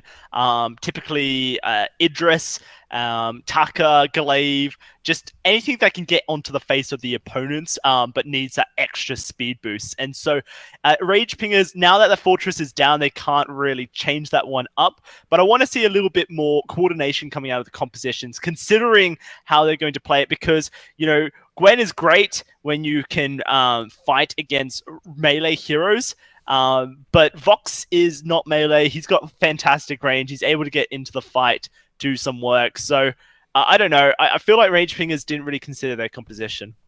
All right, Folkert, do you agree with that, or do you think, well, you know, I have a different kind of thought for that? Well, both teams have really brought in some pretty spectacular play and some pretty unspectacular play to the board here. So game 5 is anybody's guess. We haven't seen the Idris that Downey was talking about. It seems to be more of an EU special at this point. I will disagree that Ataka, I think, would be useful in this case. I really just don't think that the game mode lends himself to him. We've seen Krolls, the Catherines are out. We're out of the Adagios. We're out of Ardens there as well. We might still have a Finn in the pool. And if I had to fall back to anything, I would probably fall back to that Finn. Maybe wise choice. We will see. Finn's been played. On both sides? On both sides? Yep. Okay. So what do you got left? So for Americus, they've played Sword Glaive Finn, Arden Alpha Ringo, Adagio Lyro, Blackfeather, Fox, Cruel, Catherine. So there's plenty of heroes left for them. But what captain is left? What captain is left? That's a good question. We got Lance available for Maricus, Flicker available for Maricus. I don't think Flicker's good at this mode at all either. No, I have to agree with you there. What else is available in the captain role that's strong? I'm not entirely sure. I think probably just Lance, really. Yeah, Lance might just be it. It's not a bad way to go, but they've got Fortress as well. There you go. Yeah. If they play Fortress well and they pick a composition that works for Fortress, that makes a lot of sense. Well, my money's on one of those two coming through. The only Lance that we've seen in this game series was definitely more weapon and kind of worked out, kind of didn't. It wasn't exactly dominating, but they lost the game with it, so yeah, it wasn't dominating at all then. But the Fortress to go through with, again, a little bit more of the captainy role with some cooldown reduction, I think that's a strong bet right there. We are currently just a little bit delayed, Blueberries. Sandra's sister is it's her birthday. Happy birthday to Sarah, Sandra's sister.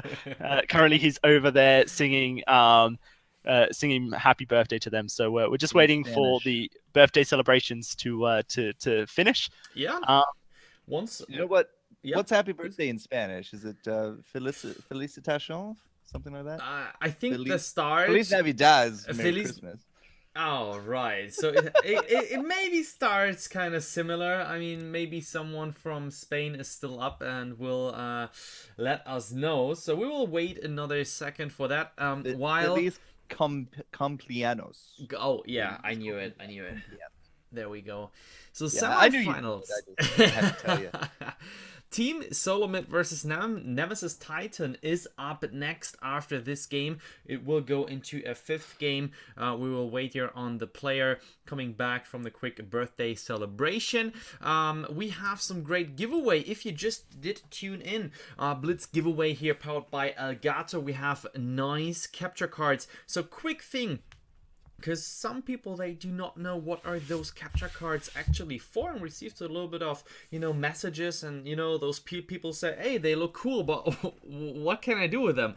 So what you do with a capture card is you capture a video signal, which works then from your mobile phone or iPad, for example, or whatever device you play from and want to record or stream, and then you funnel that signal through this capture card into your streaming machine. So that being said, you can use those capture card to stream, and we actually have someone in Europe who won a capture card. He's a competitive player, and he said immediately, oh my god, like once I receive it, I can't wait to stream. So well, we made someone happy. That's absolutely cool. Those things are pretty sharp. They are the HD60S, the new version. We had 6 in total, 3 for Europe. They have been given away, 3 remaining for North America. And that being said, we have 10,000 eyes on top of this.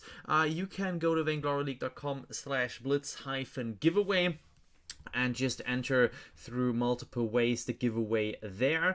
The eyes will be announced tomorrow. On top of that, we give 10,000 eyes away on Twitch chat. So I hope the birthday party is in progress and about to end very soon. But what we'll do, we'll just also parallel to that raffle a winner. But other than that, I'm almost... What's up, Forcord? Somebody asked if TSM's playing right now. I'm like, no, Flash is tweeting about making salads. And now he has a poll up about which salad looks best. Oh, and I'm like, first one. And Dowsy's like, second one. I'm like, really, Dowsy? Really? The second one looks so dope. Some great chicken. It's a Caesar salad, essentially. Chicken, bacon. I think I spy some avocado. Oh man, I love avocado. It's all about the first one. You got apples, craisins. No, look at all the crap that is just avocado in laid that. over it. That is what is in the sauce? Is that like mayo? Like sour cream? I don't know. So I'm not a okay. fan of sauces on my salad, I have to admit. So he's actually... Did he tweet that? No. Yeah. It's tweeted. It's been I don't know tweeted, if I man. He And didn't do there's a a poll proper... in Oh, wait, comments there is. about which one Top looks right. best. Yeah. Oh, I'm in the minority? Damn, that's sad, dude. I think it's the sauce for some people. Maybe it's the apples. I don't know, First but one, it's absolutely. the first one is terrible. Let me try to get Third that one and up. fourth are just very kind of, nobody really put effort in it. It was probably Chuck's and Von C's, but you never know. I'm just trying to get that one up so we can actually... We should have played the game and then had him go sing happy birthday. Like, Yeah, right? So let me see. like we'll man. be back in 2 minutes. Like, the game might be over in 2 minutes. Man, when you have to sing happy birthday, you have to sing happy birthday, man. Like sometimes birthdays just cannot be halted. The celebrations have to continue. Today is your day. All right, I think we're It's ready your though. birthday. Oh, we are. Let me see. Where is... Oh, he yeah. actually left the match, so we just couldn't go by accident either. I was so close to show the salad, but I think... America weeps. Alright, guys. I think that we should be good to go. Let me quickly check. So Merrick is on the left side, Rageping is on that side. That makes sense. Looking at the last game, yep, we should be good to go for this one. 5th game, apologies here from our end, but the birthday party has priorities here. Absolutely okay. I hope that... everyone is ready, so we'll start that one. Wait a second until we jump in. I mean, maybe they have to, you know, go back, blow out the candles. Well, no, looks good. Let's jump into that. Go ahead, guys. Game 5. It's time. We've had our salad. We've sang happy birthday forecourt. Now it's time to decide which one of these two teams will be facing up their opponents in the finals. Well, we said there's probably going to be a Flash and maybe a Flash? What? Yep. Fortress. Flash X. Yeah. Well, Flash X played the Fortress earlier on. Yeah, so a Fortress or Lance, and well, we're going to get both Alpha, Lyra, Ringo here on the other side. We've seen Alpha and Ringo played out to a good degree. We'll have to see if it's strong enough to pull out a Game 5. Yeah, absolutely. Very interesting composition. I'm assuming Sandra's going to build it at full weapon power, this Lance. And the Sora Blade gives indication that it might just be a full weapon power Lance here. And so for Maracus, they're going to have to really initiate fights and be very confident with their ability to initiate fights, or else the Fortress will fall behind. But they have to be careful. The ability for Alpha to turn the fight around, especially the Lyra as well, is there. So very, very tense scenario, but with the big dog face checking the wrong bush, he's going to take a lot of damage. Maurice getting slowed down from that death from above. And currently, Maracus have so much tempo heal. Yes, there's heals on the side of Maurice the Beast, but with all the roots, all the damage coming through, Rage Pingers just can't do anything. That early face check was almost detrimental to their laning ability. Yeah, they're just really beating up on the big dog at this point. Doesn't really have a lot of really anything under his belt. He has that aftershock, but then, you know, some tier 2 shields, some tier 2 armor, and really nothing else. So he's not doing the damage, and he's still kind of squishy at this point in the game. And if he wants to be on that front line, he's going to have to start beefing up. But we do need to put some kills on the board for that to happen. You can see now a little bit of a chase. Yoku just gets out. No a problem for that Crystal Sky. Has that Frostburn, can get away, and now it's up to Eddie to survive, and he's not gonna. Sandra secures that first blood, but it's traded back immediately by Maurice the Beast. Spectrique currently just 1v2ing his puppies, doing a lot of work, attack the pack. I feel like a missed opportunity for Maracus there. They got the tempo in the game. They forced the big dog to recall, but they didn't actually secure anything, any advantage from it. Could have attempted to start up a objective, at least pull the focus from the Rage Pingers, but no. So 1-1, 2 minutes, the final game. Only one of these teams can progress to the finals, and someone's going to have to step up. And a very important point to bring up is that FlashX said that the first salad is the best, and it's currently winning the poll. So eat that, Dowsy. Everybody loves my salad that I chose. Oh, okay. Just be silent in your defeat. Sounds good. Okay, so Maracus here, 1-1. Sanjo there into the front, looking for some of that crit. A crit build on Lance could do a lot of work, but that was a Hellfire Brew on the minions. Yeah, no, I thought I was. I thought my eyes were deceiving me. Yeah, a good wave clear on the Hellfire Brew really gets those minions going, but doesn't win you games. No, but it was cool. Like only 50-second cooldown, and there's 2 minutes left in the match, so you get to use it like once, maybe one more time. Here comes Spectrique in the fight though. Yeah, look at this. They're going straight on in, and Edio's in trouble. Oh my goodness, everyone's just getting melted on the side of Rage Pingers. They're trying to turn back onto the Sky, but she just series strikes away, and now they may be donezoed here. Looking for the Alpha. Oh, it's a great Prime Directive. The Terminational Protocol though will not do enough. And now only Maurice the Beast left alive to try and keep this tower alive, keep the dream alive. 3-1 in favor of Maracus. It's actually looking good for Maracus here. Now Eddie, he's coming in. He's looking for blood. He is going to find Sayoka, so finally a little bit more of a return. If they bring down Spectrique, and the slows coming up from Maurice actually might enable Eddie to do it. Yeah, they're going to slingshot him forward, tie that up. They got a lot of pressure here mid, but Lance hits hard.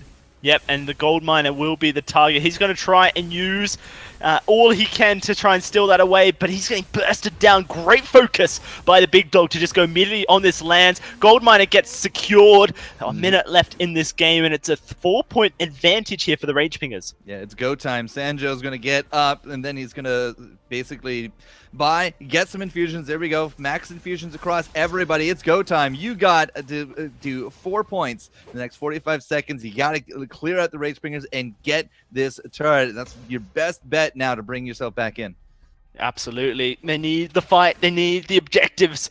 Anything, and only 35 seconds left, so it needs to be now. America's currently falling back, but there's no gold miner to secure just yet. There he is, back onto the fold here. 3 points will not be enough to secure the lead. They need 4 to take a tie. Oh, no, and no, look no. at the turret getting focused down. Oh, that might just be it. They're initiating the fight onto the big dog, but only 12 seconds left. That's going to be the first kill. Eddie does fall, looking for the big dog here, but he's got that second life. The termination of protocol keeps him alive for now. He goes down. 5 points will not be found, and Ragewingers are in the finals of the NA Blitz tournament.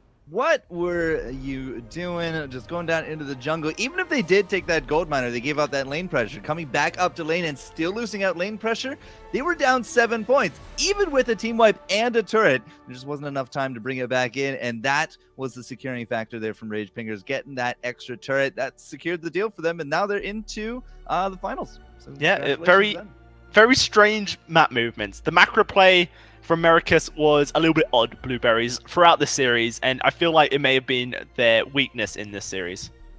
Well, maybe you are right, and Ragepingers are winning this best of 5 series here with a 3-2 against Maracus. So GG, well played from my end, and I was just, updating the beautiful graphic for you so that you guys know what is going on. So let's take a look at that one. I think this should be ready any second. So we will have Ragepingers in the finals and Maracus going down into the 3rd place match, which we will see actually after the next semifinals. Here we see it. Team Solo Mid versus Nemesis Titan is up next. Ragepingers defeating Maracus in a 3-2, and they move on to the semifinals. So $300 cash secured, and Maracus, they are now fighting for 150 for the 3rd place or $50 for the 4th place against the loser from TSM versus Nemesis Titan. We will actually set up the next game very quickly, putting 5 minutes on the countdown timer. Hopefully Flash X decided which salad is the best one. Hopefully he ate it already. First one, there we go. So 5 minutes we will give it on the clock, and then hopefully we're ready with the next semifinals. Team Solomid versus Nemesis Titan. See you around.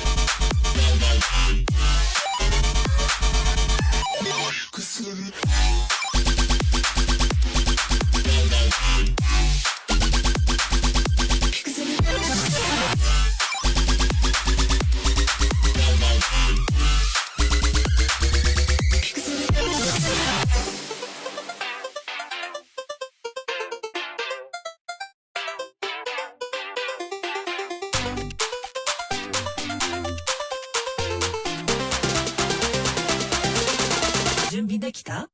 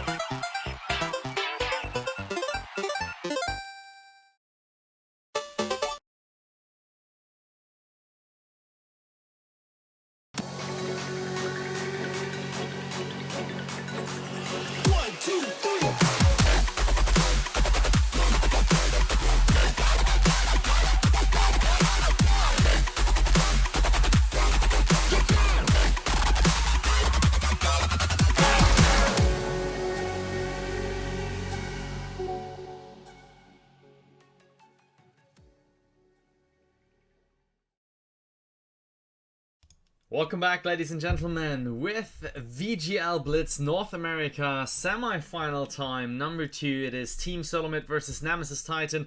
I'm really hyped for that game. We will know who is going to face Ragepingers in the finals and who is going to face Marcus in third place match. So still with me, Dowsey and Forecourt Jester with the commentary and analysis of this game. Again, don't want to talk for too long. Teams are ready. We are a little bit behind on the schedule, but that's absolutely fine. Everyone brought a little bit of extra time, and we will jump into this Blitz game here. It is again a best of 5, ladies and gentlemen. So let's see what TSM is going to come up with, and Nemesis Titan especially. Gentlemen, it is all yours.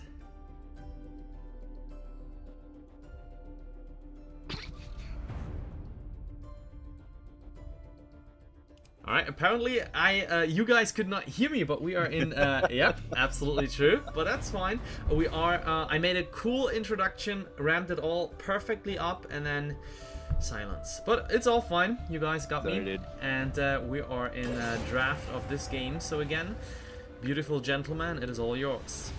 Thank you very much for including us in the conversation, Blueberries. It is, of course, the second semi-finals. TSM versus, I believe it was Nemesis, is that correct? Nemesis Titan, yep. Nemesis Titan. So, should be a very exciting one. Already we saw TSM be very dominant in their Series 4 Court Jester. I wonder if Titan can bring a bit of extra life to this series. Well, just to reiterate, Nemesis Titan wins out 2-1 up against One Piece. One Piece back on Thursday, very dominant, but they got knocked out by this equally dominant team. Now, TSM is actually running the same strategy that they did in their previous games a bit earlier. Flash X starting things off here with this Catherine, Vonsi on the Alpha, Best Chuck here on this Ringo, and they're just cleaning up, looking for that level 10, but this is leaving Nemesis Titan a lot of time on the turret. Yeah, and we've seen this just backfire on teams so often, though TSM are in a position that they can contest the turret, can get back into the fight. And now Vonsi, in fact, he wants the fight fight, and Xpod has been completely separated from his team. TSM, never mind. They're going on to 19 Wolves. Vonsi with a super long-range Prime Directive, and he's just gonna destroy this roster. He takes down Zeal, looking for more, has that Termination Protocol, dives straight onto the turret, but he's not gonna connect with anyone else. It is currently Bestchuck tanking the turret, so Vonsi can continue the damage. Xpod gonna go down. It's 2 kills to TSM, and Vonsi will not escape, so one traded back. Good death from above. This forces TSM to continue the fight, and Bestchuck falls as well. FlashX looking for one more, but the Forage Barrage is sealing him up. Zeal manages to stay alive on literally no HP. I don't know how, and Nemesis Titan in the lead, 3-2. There's definitely something to be said for a lot of defense in going diving under these tires, especially early on. But overall, I don't really think that worked out for TSM too much. They didn't get a lot of damage on top of that turret, whereas they are sitting on just about half health there on theirs. They didn't get as many kills as they were expecting either. Great plays by Vonsi, but unfortunately, just too little in the tank to clean it all up. Now coming back with everyone now kind of farmed up a little bit, Xpod starts us off. Yeah, and Bestchuck has to get out of town. He's twirling that silver, looking for some deeps onto Xpod, but another impale. Zeal caught out. Vonsi is able to take him down. In fact, it's FlashX from downtown to secure that one. Now 19 Wolves in trouble as Vonsi goes for Xpod here. 19 Wolves was able to find a return kill on to the Ringo, which does mean they're currently 4-4, but where's Xpod to go? But to death itself. 5-4, TSM take the lead. Yeah, about just under 2 minutes left. No, just over 2 minutes left here in this matchup. But the big key thing is that Xpod kept dragging them away from the front line, right? So they're not able to push. They're not able to pick up this turret. They're not farming this gold miner. It's just kind of Vonsi clearing out jungle at this point. I'm not entirely too sure he really needs to right now. It's a lot of cash, but it's not going to be any kind of experience. But still, again, like, it was a good move from Xpod. Made the best of a bad situation. Yeah, absolutely. And now it all comes down to one team fight to get the lead here. Currently Nemesis Titan wanting it, but Bestchuck, he's dodging everything and he's just returning the damage. He's going to go straight on to Zeal, completely gets bursted by Vonsi, and now Vonsi can continue the harass. Prime Directive lands. 19 Wolves goes down. It's a double for the Alpha. Unfortunately, the Gold Miner will not be a route towards Xpod, so maybe not quite the triple, but currently Bestchuck doing the work, just chunking him down as Vonsi takes the Gold Miner. It's 7-4, soon to be 10-4, soon to be 11-4 if Xpod falls as well, as he's juking all about. Zeal respawns, coming back into the fight. Prime Directive into Termination Protocol, but it's not going to land onto Zeal. Doesn't matter though. Flash X is there. A great steal. 19 Wolves takes it away, but it is still 9-7, and 19 Wolves has to stay alive to keep hopes and dreams alive for Nemesis Titans. Only 40 seconds left in this game. Nemesis Titans need all the points that they can get, but TSM are denying.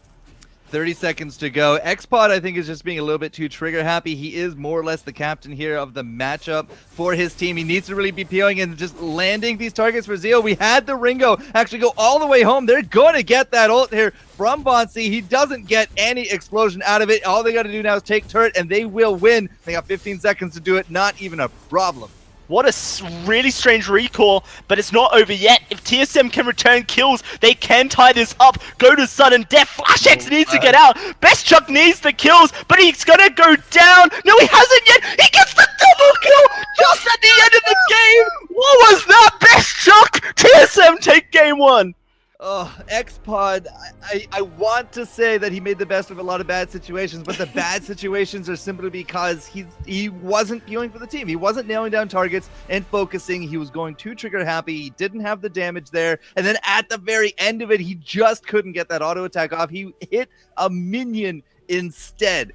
Guys, that was the difference between a win and a loss right there. Absolutely true, and all I can say for that is, again, this is all I say. Wow, feels bad, man. But that was phenomenal play from Bestchuck, and I mean, that thing was already wrapped up, right? I mean, they pushed the turret and then they just had to recall. I think they did underestimate the 12-second cooldown of the death timer across the board, but tough call. So, well, TSM is going to take here the first game of this best of 5 series. Dalsey, that was a kind of an action-packed game, wasn't it? Yeah, no, I can see why Nemesis Titan has put up the real battle here against 101 and now TSM. This is going to be an exciting series, as it seems like Nemesis Titan have come into this Blitz game mode knowing what they're all about. They just need a little bit more discipline, as you say, and need a little bit more respect. I feel like, though, TSM would have secured that game very easily if Best Chuck hadn't recalled. No, I absolutely agree with you. So I'm excited for game number 2. We will be jumping right into this, ladies and gentlemen, and let's see what now Nemesis is coming up with. I'm excited for that game, but again, gentlemen, Dalsey and Forecourt Jester, this is all yours. Thank you very much. We are jumping into game 2. TSM 1-0 up, and a triple captain squad coming out of Nemesis Titan. Well, it in theory will be very survivable, and if Nemesis Titan can just kind of double down, lock down opponents, and really go for those kills, it could actually work out great for them. But if they can't, and they bring a little bit more ragtag kind of tactics to this next matchup, I fear for their lives. Von C bringing out this Kroll. This is what won them the 2-0 back-to-back games from TSM in the quarterfinals, because Flash X on this fin, we got Best Chuck there on the Adagio. It's going to be, you know, who can actually out Adagio who here, and they're both bringing damage to the table there as well. So it's anybody's game at this point. I'm a little bit concerned, though, with so many captains now locked out. What does that mean for the rest of this series? We'll talk about it later, as currently Nemesis, they want a fight here, as Vonsi is just chilling in the jungle, doing cruel things. That Treant's so tasty. And Nemesis, TSM are able to just disengage the fight. Now, again, big thing of getting these jungle camps a little bit earlier on is that now Vonsi, level 10, has another slot there in his abilities. He's also now hit that shop and coming in. He's going hard. Yeah, and this is just annihilation. TSM, from the momentum of the last game, that Versa Judgment will lock on up that Catherine. Nowhere to run, Zeal. He goes down. Gold Miner going to be TSM's as well. And a 5-0 lead for these guys already. Yeah, 5-0 for TSM. That's going to be a fantastic start, and really good for their mindsets, for their pressure, because they can just come right up here, and now they're going to be looking for this turret. And Von C, he don't care. He got armor. He's good. He can just kind of do these kind of plays. Yeah, absolutely. It's the momentum is strongly in TSM's court. Already a game up, and 5-0 in a very short period of time puts Nemesis Titan under a lot of pressure to try and fight back, secure objectives. And there is the Hell's Heart going out. A big boomerang play straight onto 19 Wolves. But this Arden's so tanky, not really the right target. But hey, it's triple captain. Is anyone the right target against TSM? The engage goes through, but Crucible and a tanky Arden means that Nemesis Titan don't even care. Well, Nemesis Titan, again, very survivable. They have a lot of cooldowns, a lot of defensives that they can pop. And unfortunately, they're not really bringing a ton of damage to it. 5-0 and half the game already through. They're not getting any pressure here in lane, and they're not getting any of these objectives out either. Yeah, and so this is the point that I wanted to make, but maybe we'll make it a little bit later, because Blitz doesn't allow for major analysis, because this Arden is taking a beating. TSM want the fight, they want the kills. X-Pod isolated from the team, but Vonsi taking so much damage does have to back away from that Adagio. TSM will let the fight be disengaged. Nemesis Titan going to roam back up. So, Nemesis Titan, they put 3 picks for Captain like Heroes Forecourt, but they can no longer pick those for the rest of the series. Absolutely not.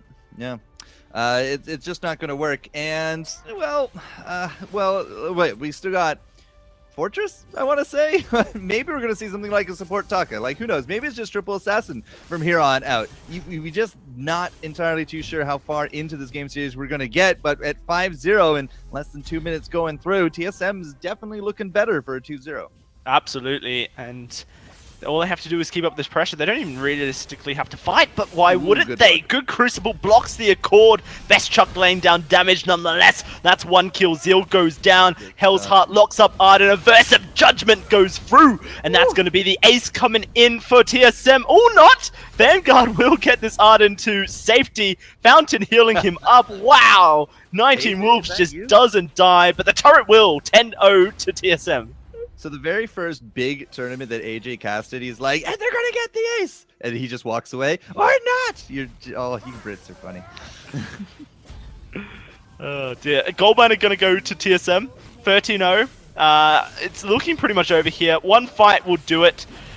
That is going to be the fight. Looking pretty good, but Best Chuck under trouble here. Zeal and 19 Wolves going on in. They're looking to try and turn around, but Best Chuck survives. Doesn't matter. And that is going to be him falling eventually. Now they're just going on to Zeal here. If they get the kill, they win the series. They win the game, not the series, but they can't. They're so survivable, these captains. The double fountain means that they just say no. 30 seconds though. 15 points to make up for Nemesis. It's not going to happen. Well, 14, but yeah, it's just not going to happen. Big Root doesn't matter. Crystal Miner doesn't matter. This fight just doesn't matter. Galaxy at this point. Triple Captain again, nice and survivable, but they went double Crystal into it, and unfortunately that just wasn't enough. Like, X-Pod here usually will be able to bring out that kind of damage, but the front line just kind of got bullied around so hard. That again, it just really didn't matter by then. Von C just coming in strong with the heals, with that pressure. Flash X, quibbles, big quibbles from him. The Crucible, big things. The Fountain there on top of it, and he had a heal as well. Von C taking the brunt of most of this was a big downfall for Nemesis Titan. Absolutely. I totally agree, because the first game was kind of a little bit more, what I call a very good Blitz game. I mean, of course, you can't always wish for those kind of games, but yeah, this game was absolutely in the hands of Team Solomid. They picked a kind of a really strong composition, I feel, at least. So the captains here, Arden and Catherine, and then Adagio, kind of a semi thing. I think that might leave Nemesis Titan with a stronger or more versatile hero pool up for game number 3. No, not at all. I am wrong. Completely wrong, because they've already picked Fortress, they've already picked Lance, they've picked Arden, Catherine, and Adagio. That's 5 captains that they've picked in 2 games. Lyra. Yeah, I guess. Like, so do we think that Lyra can make it here with some good carry picks? Right, so like Lyra might win a game, that's great, but then game 4 comes along, and what are you going to pick as a captain then? Flicker?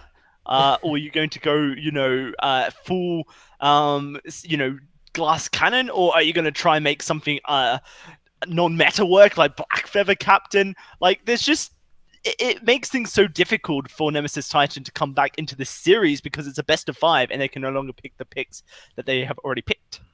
Yep, that is absolutely correct.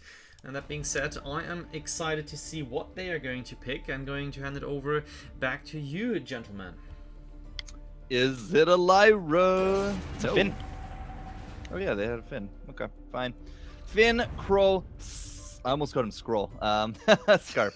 The Scarf, Crow, the Scroll coming in. It's a powerful 1-2 punch. I mean, you got a lot of harass, a lot of artillery movement there with that Scarf, and of course you do have you are at least afforded a lot of pressure here with this Crow. We just saw that there with Von C. But we don't really have like the same kind of threats up against this Crow. I mean, last time up against that triple captains, all Von C had to do is really just shut down X-Pod, who was the only big damage on the team with the Adagio. This time the threats are a little bit more varied. Best Chuck is on this Vux, Von C is on this Clave, for example. So there's not just one source for him to shut down. And I'm not entirely too sure if a straight glass cannon build of weapon will do Zeal any good here. And TSM just playing a very standard composition that they're so used to in competitive play, and it works fantastically for Blitz. But at the moment, they are losing the fight. Flash X gonna get pulled into the forced Accord, and he will be going very low. It's a double for the Scarf. X-Pod just a light right now, and a great start for Nemesis to get this one underway. Yeah, they played that one out very nicely. There was no Kroll there up in lane, at least to the vision of TSM. They probably assumed the Kroll was actually out in the jungle. That's what Von C does with it, right? So now going for this gold miner, it actually could get stolen, but it doesn't. X-Pod too good. And now Glaive, he's just going to have to make that exit. But big divey kind of heroes like Von C, if he goes in and he can't get anything from that afterburn, and he got blocked for all of it, that's where Zeal will have a huge advantage.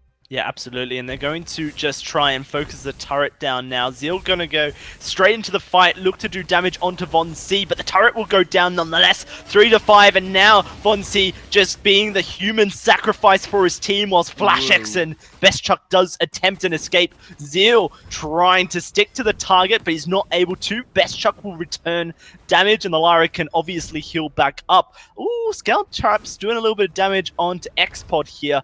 3-6, Nemesis looking to take the gold miner, started on up. If they can take that away, they're going to be in a good position. Okay, gold miner is, well, the possibility of a tie here, but Glaive again gets in, does get that afterburn, but it's going to be a big stun on top of that Vox and kind of loses out a lot of momentum. X-Pod's still a big focus, but the gold miner will go red. They lose out the team fight, but at least they are going to have some points on the board, even with now the pressure coming from TSM. It's only going to be a tie. Right, so Best Chuck gets the triple kill. They're going to get the Crystal Miner here. They have to do it quickly, but that Storm Crown on Von C will make light work of this objective. Here comes the backup. Zeal does have that ability to just rush straight into the fight, but no Hell's Heart there, and a good minion block coming through by Flash X to just keep himself on the other side of that. So now we are going to have to see who is able to get a lead here. Flash X walking into a very dangerous position, but oh, the damage coming through. Where did that crew go? Full damage, and there is no tankiness, so he gets bursted. TSM in a quick moment take the lead, and if they get this gold miner, they take the series. There's nothing to stop this at all. Kroll's just not going to be there. Again, glass cannon Krolls don't work. Glass cannon in general just doesn't work. If you're going to be on that front line, you need that armor. You're going up against Best Chuck. Look at the builds. Like, Best Chuck and Zero have the same builds. Guess what? Best Chuck's ranged. He's going to hit you first. Unless you have that Hell's Heart, and Zero, unfortunately, did not. Not building into armor is the downfall of majority of these teams. Yeah, and that means Team Solomid is winning this best of 5 series with a 3-0. In general, quickly summed up, Dowsey, Nemesis Titan, what was being like played in general wrong? Was it like unlucky compositions? Was it itemizations? Like just one keyword? It picks. Yeah, I genuinely think that the hero picks, the compositions they draft weren't optimal. The first game was very close. Fortress Lands and Sky definitely worked out. I could see where it was going. But after that, Arden, Catherine, Adagio, I couldn't see it. Finn, Crow, and Scarf, fairly decent, but they just didn't play it right, and then they built it wrong as well. So I feel like Nemesis Titan, they made mistakes that could have been avoided in the draft stage, and then after the draft stage, they continued their mistake making. All right, well, that should be it for the semifinals, and we are going to third place match in a couple of minutes. We will give the teams a couple of minutes break, and let's take a look actually at what is going on today and what happened so far here, ladies and gentlemen. We saw quarterfinals, 2 out of 4 matches streamed. We saw the semifinals here, both streamed. Maracus versus Rage Pingers here. Rage Pingers taking this series 3-2. It went into an all 5th game here of this best of 5 series, starting from semifinals on. Team Solomid 3-0 against Nemesis Titan, moving straight into the finals. I can't tell you how much hyped I am for Rage Pingers versus Team Solomid. I'm really excited if Rage Pingers can keep up the good matches as they did in the past, because Team Solomid, of course, here crown champion, or maybe the most scared, frightened team of everyone. And we see Maracus versus Nemesis Titan in the 3rd place match in a couple of minutes. That being said, quickly for your understanding, the giveaway what we have powered by Elgato Gaming, 3 sharp looking HD 60S. If you want to stream Vainglory or any other game from a device where you can use it, like your mobile phone, your tablet, whatsoever, this will help you get things going. If you want to record or if you want to stream live, we use the Elgato products as well for the production, so big shout out here to those guys for the stable stuff they produce. On top of that, we are giving 10,000 eyes away via website and via Twitch chat. What you're gonna do to enter to participate? Nothing, just be active in the Twitch chat. If you weren't active for the past 10 minutes, that will drop you out of the raffle system. But if you are active in the Twitch chat, we are going to give that 500 eyes away 20 times because you guys retweeted as much as you could. I think we reached in the meantime over 100, and that was it to reach the total giveaway of another 10,000. Good job on that front. 5 minutes it'll be, and then we will be back with third place match, Maracas and now Nemesis Titan. See you in a bit.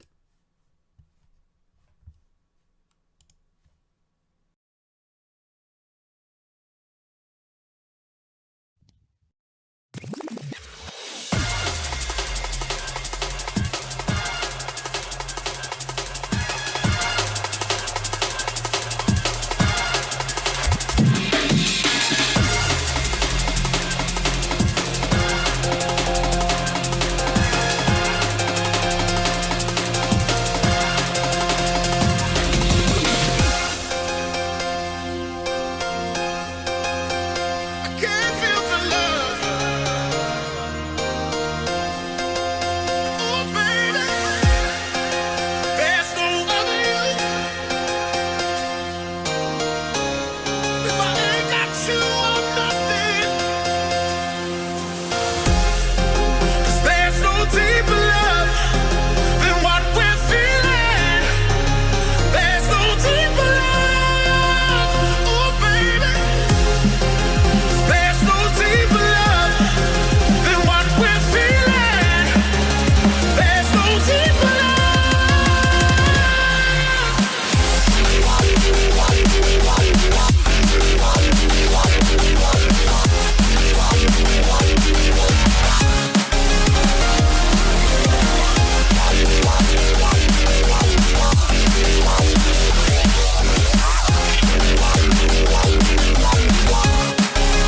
There's no deeper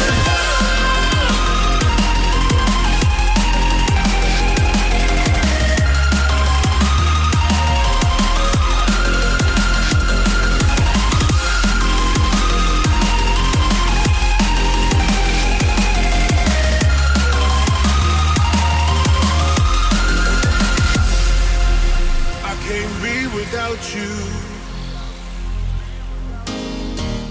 I'm in way too deep and I'm drowning in devotion. I'm lost, can't find a new emotion that's ever enough. And you can't deny it's real, 'cause there's no deeper love.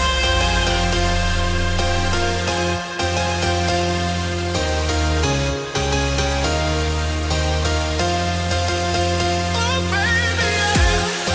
'Cause there's no deeper love than what we're feeling. There's no deeper love.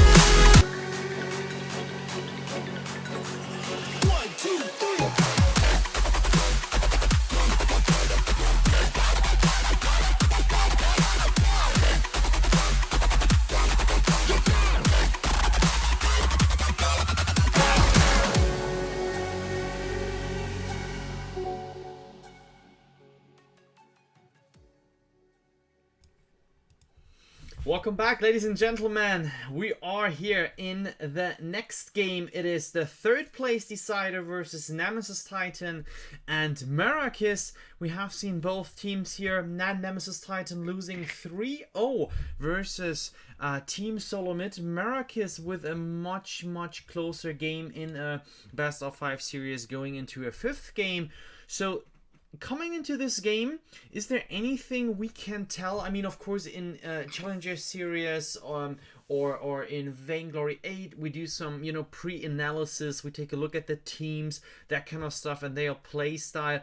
Forecourt, my question, is there anything, what can you read off from the teams in terms of how they play? What can we expect? Is it already that far, or do you think, well, you know, no, it is Blitz and both teams, they just play whatever they like? There's definitely some semblance of strategy when it comes to these picks. We see a lot of paired up picks or even the triple picks. Like TSM obviously have their comps that they say, okay, we're going to run this and then this and then this, the instant pick, like a lot of the time. When it comes to these teams, can't really say too much in terms of success rate, since we are still here in the 3rd place match. But Zeal Wolves and Xpod, for example, they showed us some really unique strategies. Didn't kind of work out, but if I had to say something, don't go for a triple captain comp. I just don't think that works. All right. Is that something you can in general agree with, Dalse, or do you think, well, no, me, myself, and I from this island, we clearly disagree? Are you you're getting on the tongue twister action that me and Forecourt were playing with during the break? No, I think I would agree. My Irish self, that is me. I'm not Irish. I'm Australian. I don't know what's going on. I do believe that triple captain comps are extremely risky in best of 5s especially. Maybe it works, and we have seen actually it works. We've seen full Crystal Power Ardens, you know, blowing people up in a triple captain comp, but those were in best of 3s where you don't have to worry about running out of captain picks. Now you're in a best of 5, you have to be a little bit more careful about what you're picking so you don't then lock it out for the rest of the series. Alright, that being said, we are going into this draft here, and we already see a Lance picked here from Nemesis. We will see what Maracus is up to, but gentlemen, I'm giving it all over to you. 3rd place match, best of 5, it is yours. Thank you very much. And it will be Nemesis Titan locking instantly a Sky Fortress Lance, which was their first composition against TSM in the previous series, Forecourt. Arguably did the best up against TSM as well. It took him right into that overtime. If Xpod on this Lance had been able to turn around, get that auto, or maybe played a little bit closer to the chest and playing the Peel game for this guy, they might have actually brought that to a game 4, game 5. Who knows actually how far that could have gone, right? But now up against Maracus, these guys, you know, they're not so shabby at all either. Alpha by herself is a huge threat on the table. Yeah, absolutely. And we've seen them play this Alpha extremely well. In the game they won against Rage Pingers, it was the Alpha on the table paired with the Arden. They did go with a Ringo rather than the Vox, but I can certainly see the Vox being as useful as a Ringo, if not more so, as he can just continuously do damage. Alpha is very successful when teams are clumped up. The Arden forces the team to be clumped up due to the Gauntlet, which means that Vox can also be very successful as well. Yeah, but not really a lot of Crystal Vox going around tonight. Still, a Weapon Vox is, again, just a very good substitute for that as well. No pressure cook a scenario, but the single target damage is absolutely going to be fantastic. Nobody out in the jungle, everyone coming out to lane. Not going to see any quick level 10s this time. And I really do think that Zeal on this Weapon Crystal is actually a way better idea. Yeah, absolutely. And so now let's go in onto this one here. It is going to be the Weapon Sky trying to do the deeps, and Zeal, he's got the position. He's doing the damage. Currently just lighting up the fight. Cannot be stopped. Nice. He gets one, but the Termination Protocol might end his day. No, gets away just about. Oh, goes down in the end. As it is going to be 2 kills getting over to Maracus. Xpod May 4. Inf's going to blood for blood him to take him to death, and now it is going to be the 3-1 lead for Maracus. I really wish we had an instant replay because I have no idea what killed Zeal there. It actually just could have been a minion. Like, he had no health, but he was nowhere near Infez at that point, so I'm just gonna go with he died Must to a be minion, minion, which is kind of really funny. And I did mean to say the weapon Sky, not the weapon Crystal. That obviously makes no sense. But we do have some infusions now coming out. A little bit of Crystal here and there. Still looking for a weapon one here from Sanjo. He definitely has the money. Just didn't seem to really want to go for it there. And again, Spectreak is what they got to play around. And I think that Nemesis Titan got to really kind of respect Spectreak a little bit more there. Yes, certainly. This is the third place decider, and this gold miner might just decide the first game here if it can be stolen away by Maricus. The fight going out. Termination Protocol will secure the gold miner here for Maricus. And now Nemesis Titan looking to just try and trade back, get kills, lay down onto the opposition here. But here comes Zanja, rooted on up, but the silence is enough. Yeah. And they're going to just completely rip through a double kill for Spectreak, looking for his triple onto X-Pod. Nowhere you can run or hide. That Giffian's Wall will buy time, but now you are dead, son. And the Crystal Miner to finish off the game. A very clean start by Maricus. 2.5 minutes. That's all you need, man. Murica the free. Well, Murica about the 1-0 here. And again, Spectreak, the alpha, super strong in this situation. She can play around her ultimate. And ultimately, we have actually seen 100% Crystal. I'm trying to remember if we've actually seen a weapon. Nope. Weapon alpha. Definitely not in NA. Can't remember Not about in the EU EU, but it works out phenomenally here. She's just such a threat. Absolutely. In this quick game mode Blueberries where you just want to burst your opponents to get an advantage, I feel like Crystal Alpha is the way forward.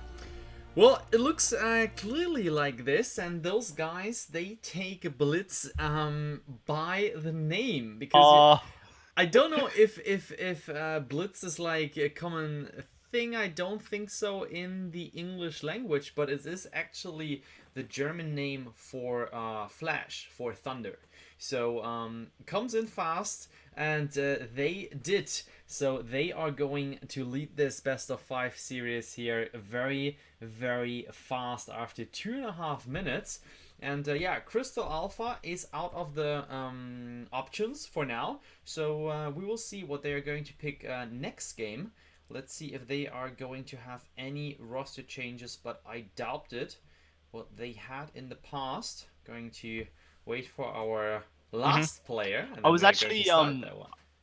No, I have a reason that I haven't joined the lobby yet. I was watching the replay, so we are operating on a 2 minute. I think it might be 2.5 when you add Twitch, processing and stuff to the measure, just so that teams can't peek what their opponents are picking in the blind draft. Yeah. And I got to see the replay of what killed Seal. It was a single auto attack from a minion that killed him. So there was nothing else there, and Infez had no ranged attack. And that minion taking down Zil was so devastating to Nemesis Titan. If Zil was able to escape or even just do a little bit more auto attack damage to the Alpha, it could have possibly turned around. It's so crazy how a minion's auto attack can win you a game.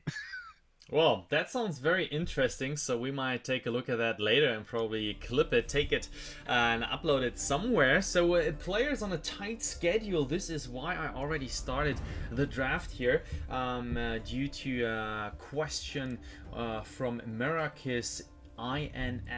He's on a tight schedule. They locked in, and that means we're loading into the fold in the second game of this best of 5 series together with Dowsey and Forecourt. Take it away, guys. More Ringos coming through. We got Glaives actually both sides. Yep, both sides, and a Scarf Lance. So Infez now actually going to be trying his best at this Lance, at this Peel, but what's Xbox going to do? We've seen Crystal. Oh gosh, he is actually going to run this here as well again. So what we're going to be looking for is a setup here from Zeal, a big Hellfire, and then 19 Wolves to try to package it all in with that Gauntlet. We have actually that Crucible. Yeah, so Infez, good choice on his. We have seen teams go without Crucibles, Dowsey. They didn't work out very well. Yeah, certainly. So you need that Crucible to block the big ultimates, especially considering that Zeal has that glaive that can knock you back into the walls. Ooh, an early Crucible. Now 19 Wolves is thinking, by golly, I can now's lock the time to anyone do it. up. I can go for it, as it is actually Americas engaging the fight. The Crucible, Gauntlet goes down, and it will isolate Sanja from the fight. Fountain not enough to keep that pussycat alive.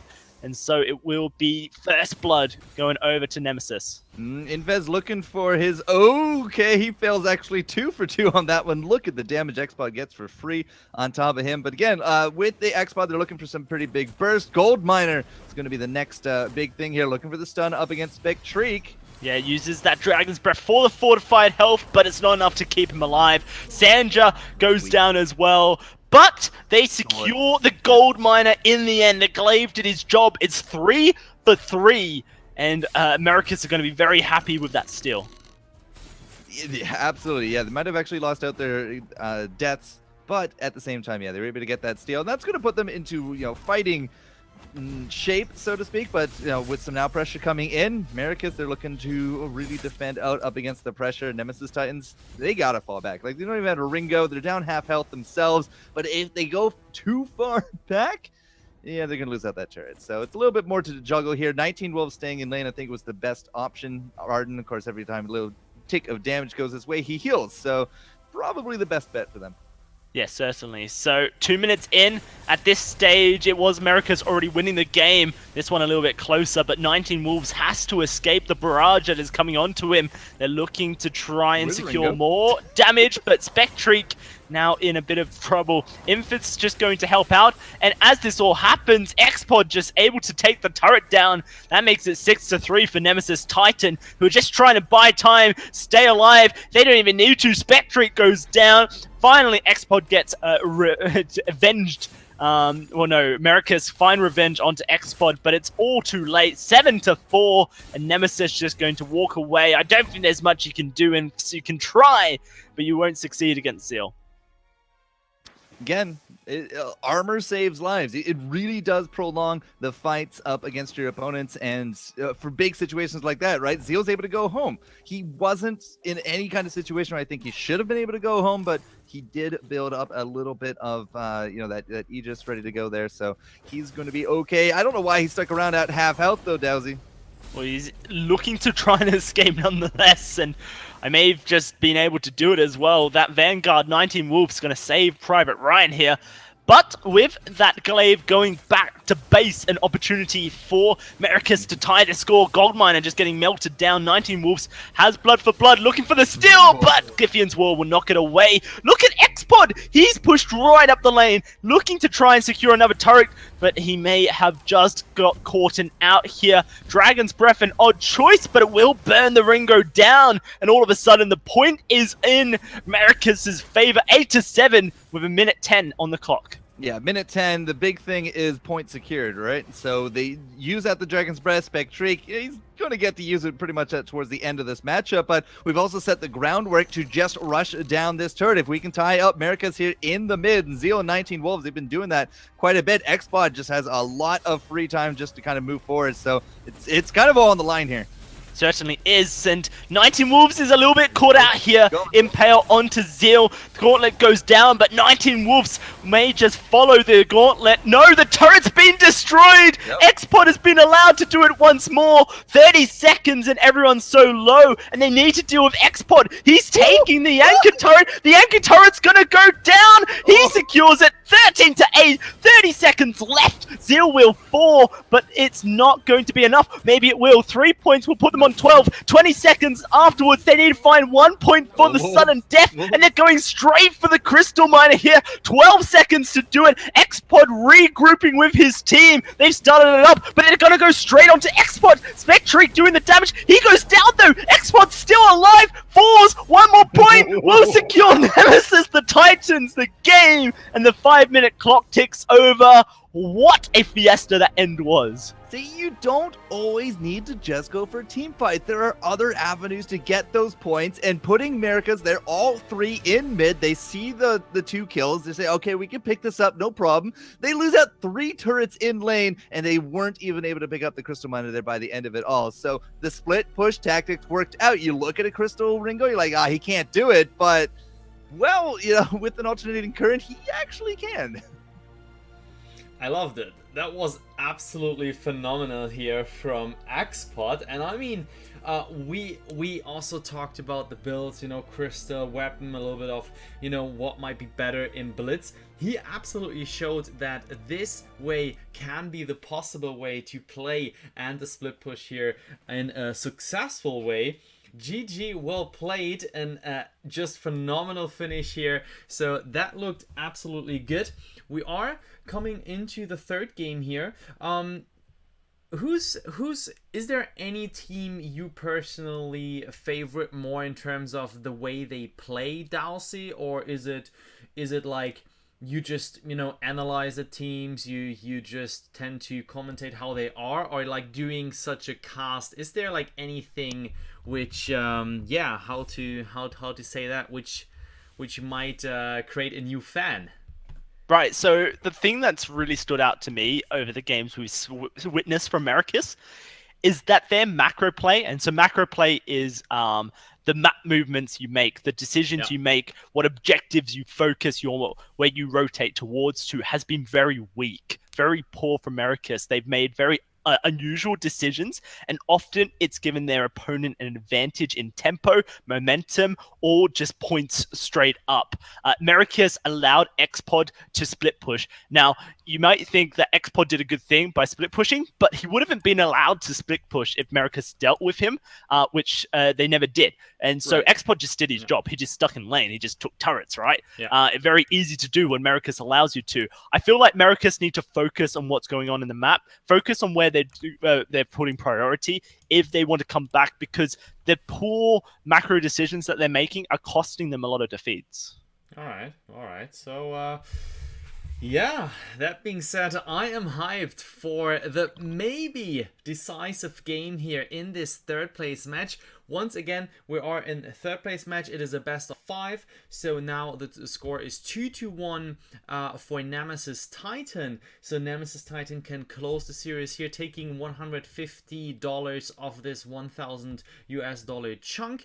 And with this being said, let's jump into this draft here and take a look at the compositions, guys. Did I fall asleep during game 1? I swear this is game 3 and it's tied 1-1, but maybe I fell asleep. Maybe I am wrong.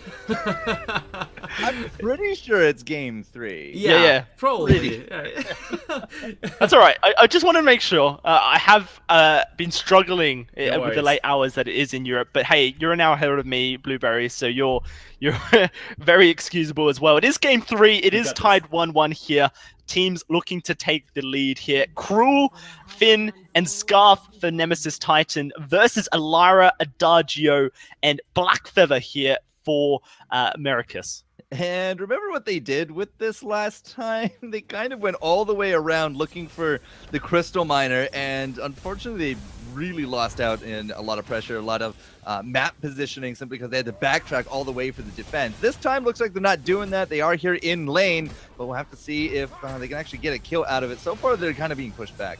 Certainly are, and Xpod just going to start burning on through. No, he gets stunned. Great stuff coming out here from that verse of judgment, and that's going to secure the kill onto the Scarf there.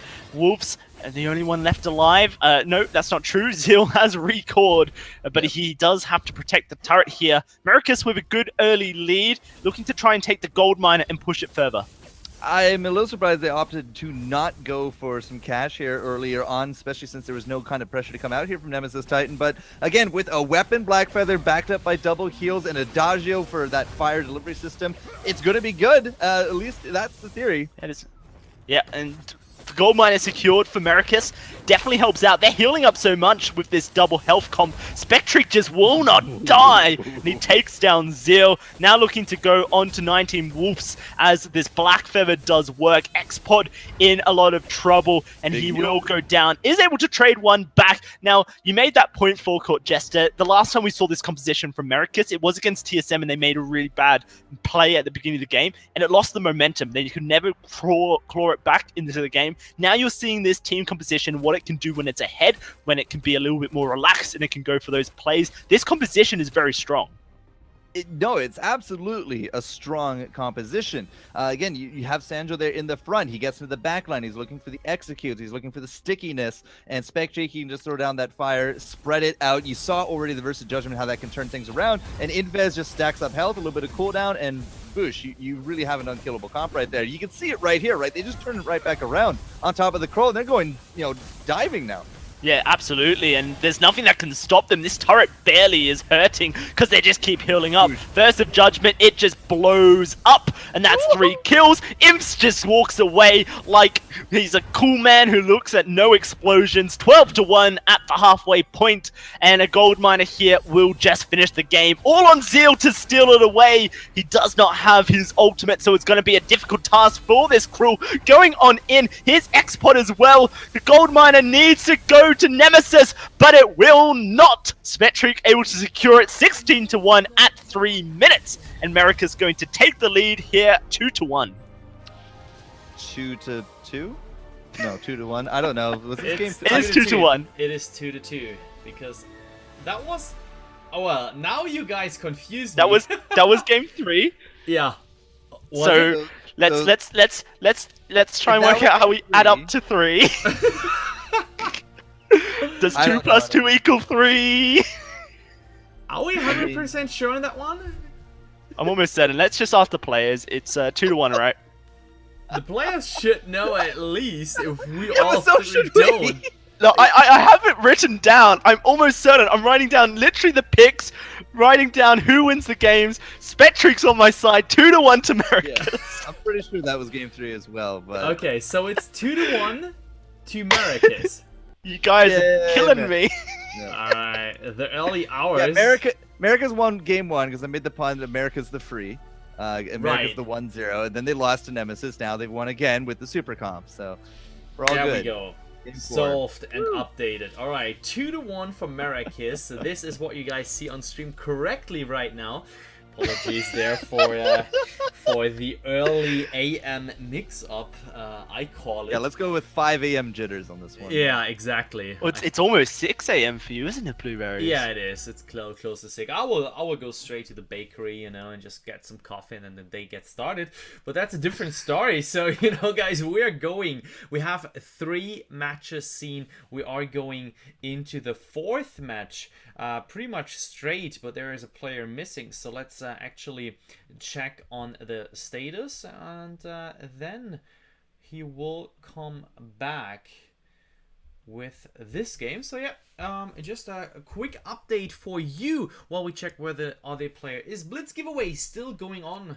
I hope so. It should be still going on. And if you check vaingloryleague.com/blitz-giveaway, 3 beautiful Elgato cards are waiting for you, custom printed. They look really cool. If you want to see them in how they look in real, check out our Twitter timeline at vaingloryleague.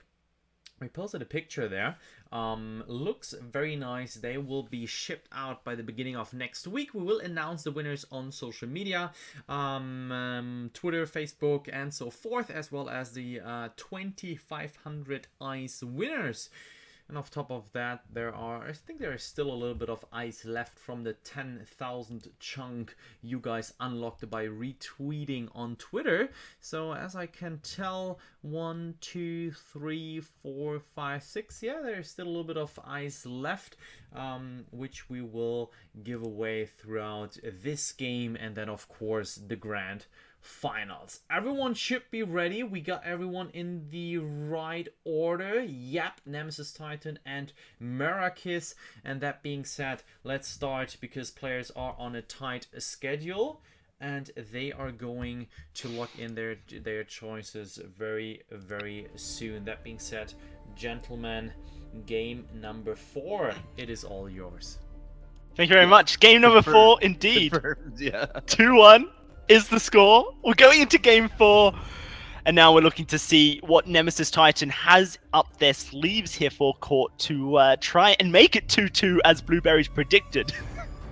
So it's kind of been a very strange day for us because every other day that we've casted and watched a lot of these Blitz kind of tournaments that VGL have been putting on, and first of their kind, really big trailblazing movements going on here, and I hope you guys are enjoying it. But we've seen very abysmal win rates for Catherine, and today I think Dowsy, you were telling me that she's like 5-1. It's like, what happened here? Yeah, 5-2 after the series between TSM and Nemesis Titan, but the win rate has been completely flipped on its head. She went from 26% win rate over the last however many days to a huge win rate. What's that? I'm not going to do the maths, but it's What, big. 5 out of 7? Yeah. Yeah, I mean, it's good. It is good. Put it that way, yeah.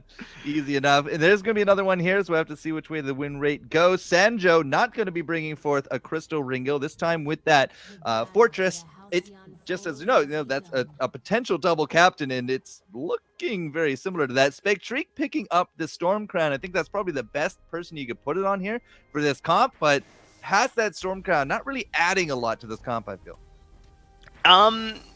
Yes, I think you may be a little bit right there. We'll have to see if it does much for them. I guess it's just for that objective control, so that they can try and take them a little bit quicker. Because the Catherine is just there really for the utility. As you can see, the silence goes out, the fight, it gets slowed down. Nemesis Titan's taking damage, but that Massive Judgment will turn it around! And that's going to be the kill going over to Zeal's way. He secures it with that pulse. And now they're going to look to try and do some more damage here. Oofs is running around. This puppy dog is on fire, but Wolves does not care. He's going for the turret, burning it down, and that will be the turret falling very low. Can they secure it? Yes, they can. Xpod just about walks away. 4-0 to Nemesis Titan. Yeah, but it took him a long time. No minions there meant that shield was just auto-regenning. It really slowed down kind of the big burst there of Nemesis Titan. But the weapon box doing work. Xpod there with that on-hit, with that aftershock going in. Now some armor. This guy knows what's up. He needs to be survivable once he does dive in. A little bit of damage here from Maricus, but they don't have their full comp. Spectre coming late to the party. Yeah, absolutely. Now they're going to try and chase down everything. Xpod going deep. Prime directive onto Imps. Has that termination protocol. Does get stunned up. Does get bursted down. And a Hellfire's brew onto Zeal. Really just doesn't matter. Fountain and the block doesn't even hurt a bit. Nemesis just going to walk away as if they haven't been scratched. And, well, pretty much they haven't. Like, between Wolves and the Fountain, they're doing a lot of sustain, especially as things go on and on. They build up defensively, they have these heals, and the heals, of course, will help distribute the fiery damage coming out there from Wolves as well. And Zeal just has free target on everyone. Look at the engage coming in. And it's just odd positioning from Americas. They shouldn't be here. And that is it. Kaboom. Explosions. Yep. Double kill comes through. 7-0. But the macro prey from Maricus, the rotations, they confuse me. I don't. It's just, we started breaking down Dowsy here, guys. He needs a reboot, so I'm going to give him some time. But the reboot, again, working out great. Xpod has gotten down and dirty. 1-0-3, picks up into that Broken Myth on top. I think there's some minion candy to come through here as well. We could see a pretty concerted lane push if push comes to shove. And they got 2 minutes, really, to make use of this 10-0 lead. You got to stay strong mentally here for Maricus, but it's not looking good after this engage.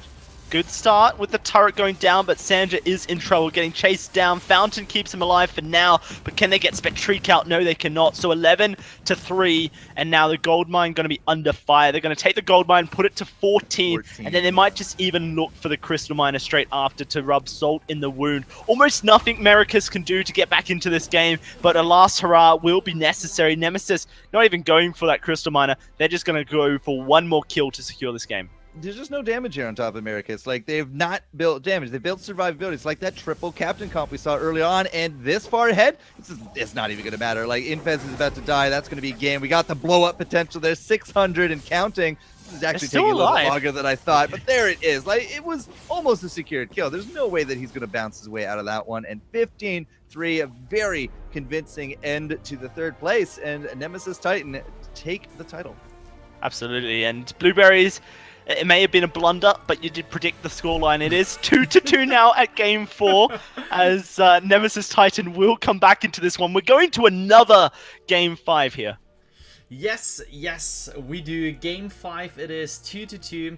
As said, you know, not to say that we Germans don't predict stuff right, but we did. So another 5th game series, and I'm really excited about that one.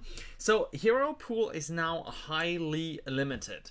Since you, Darcy, you wrote down everything, as well as how many games we have played, I've heard. Yes. You know, what interesting compositions is or can we still see here? My favorite from EU was a Koshka Idris. Idris. I think they paired it with a Fortress. Okay.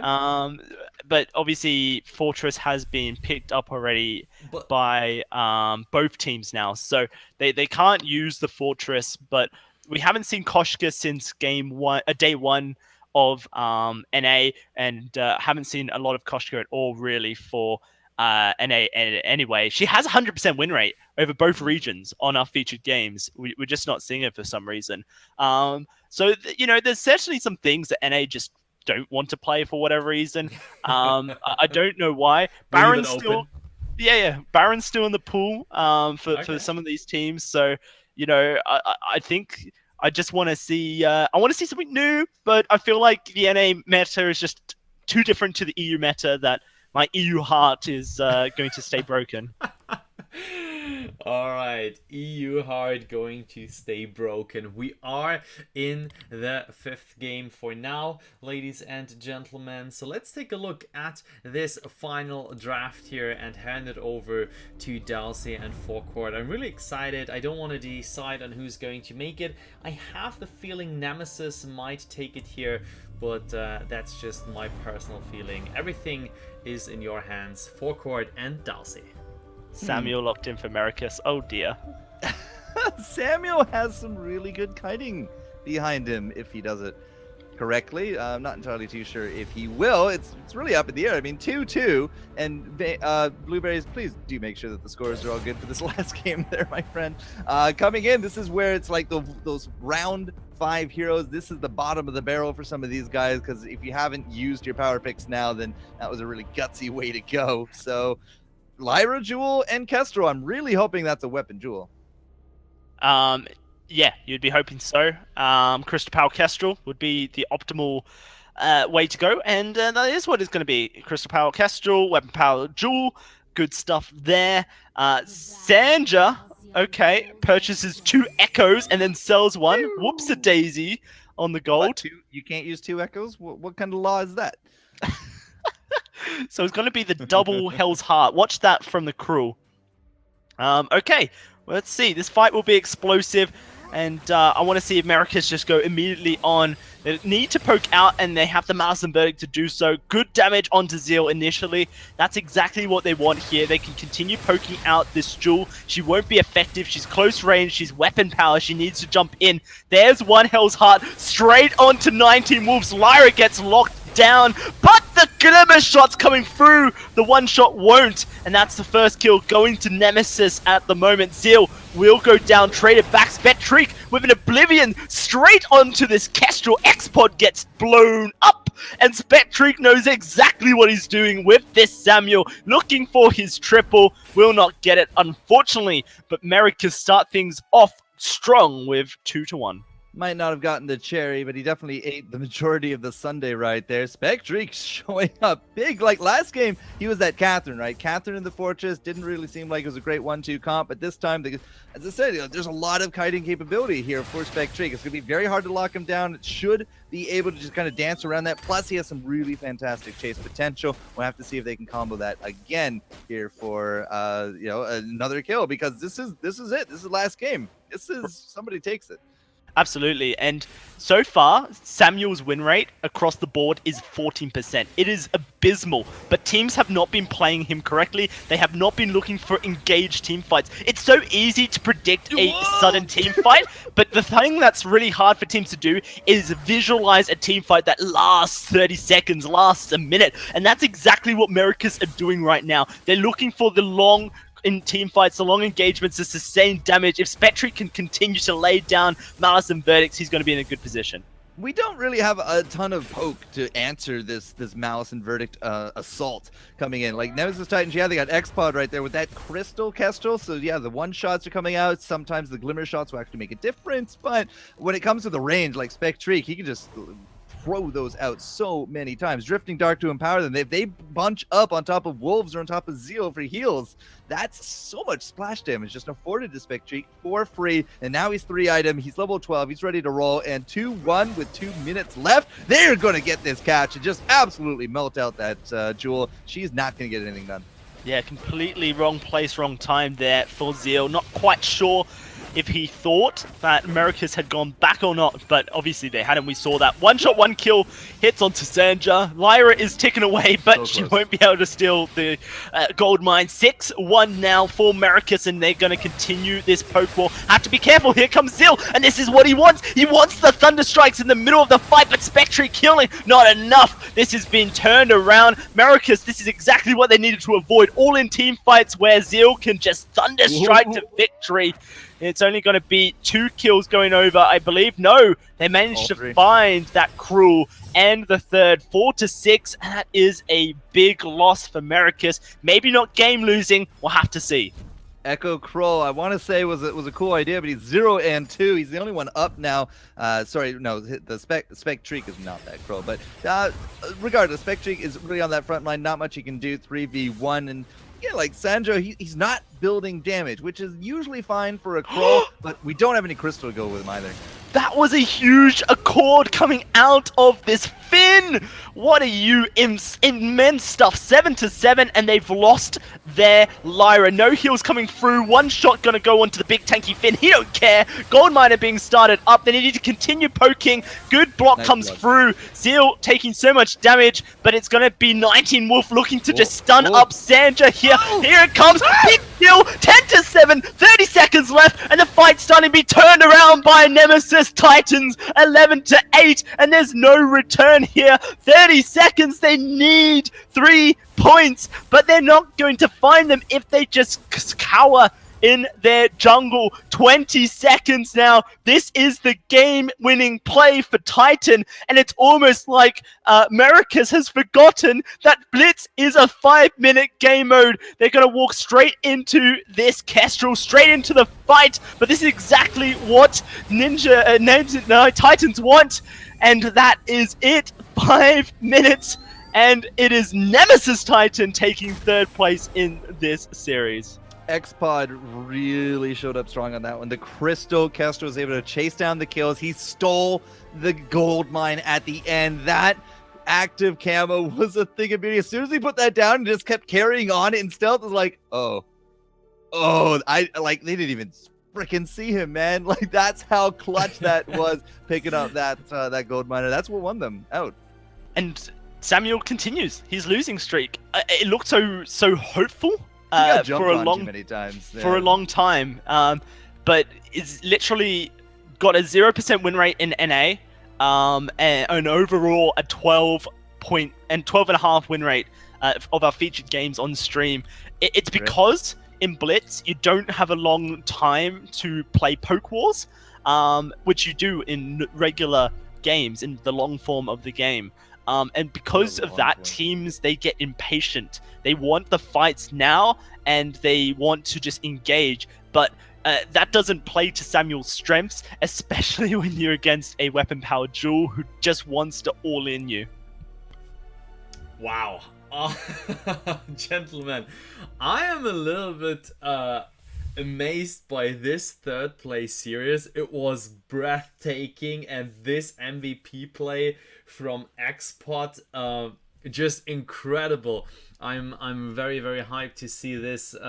Once, you know, the VOD is up, we're gonna clip it, we're gonna upload some nice videos from this day. This is going to be huge. Wow, congratulations to Nemesis Titan here, making the third place in the VGL North American Blitz tournament powered by Elgato Gaming. $150 is all yours.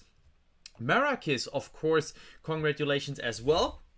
Top 4 out of over 100 registered teams. Props to them, taking $50 here off the total prize pool of $1,000. This brings us to the finals. So let's take a look, ladies and gentlemen, on what happened so far here. We have all the results here.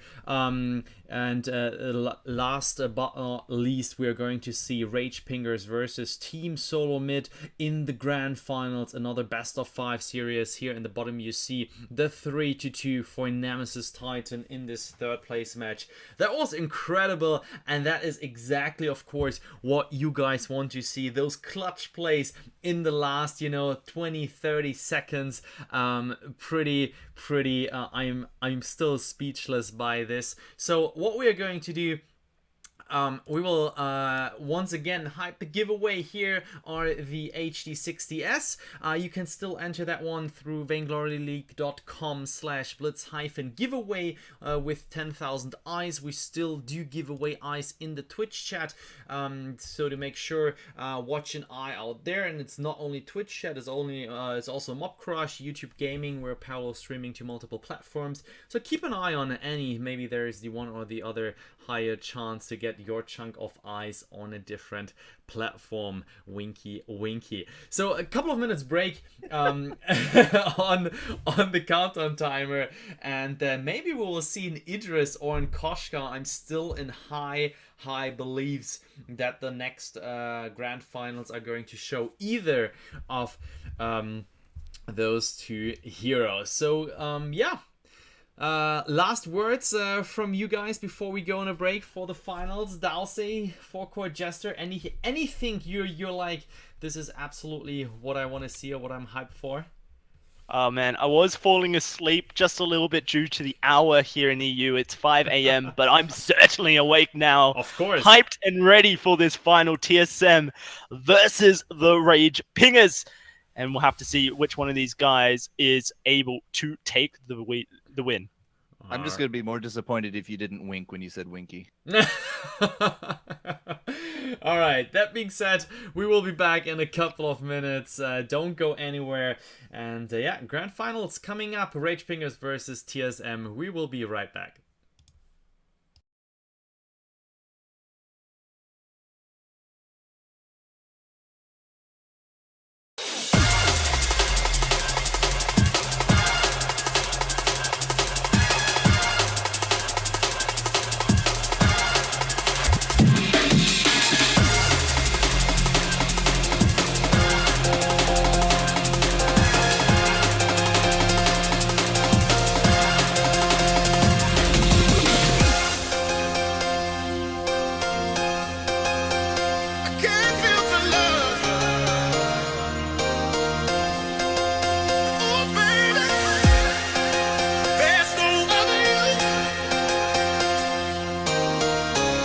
If I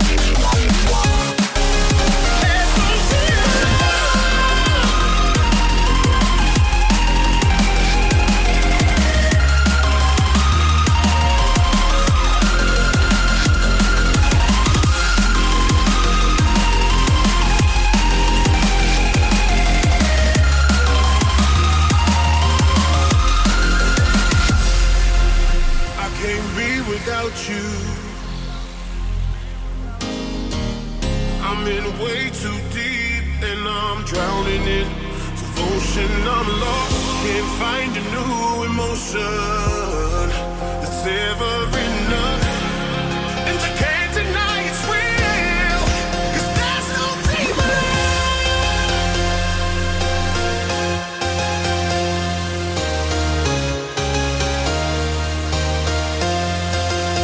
love, baby, yeah. 'Cause there's no deeper love than what we're feeling. There's no deeper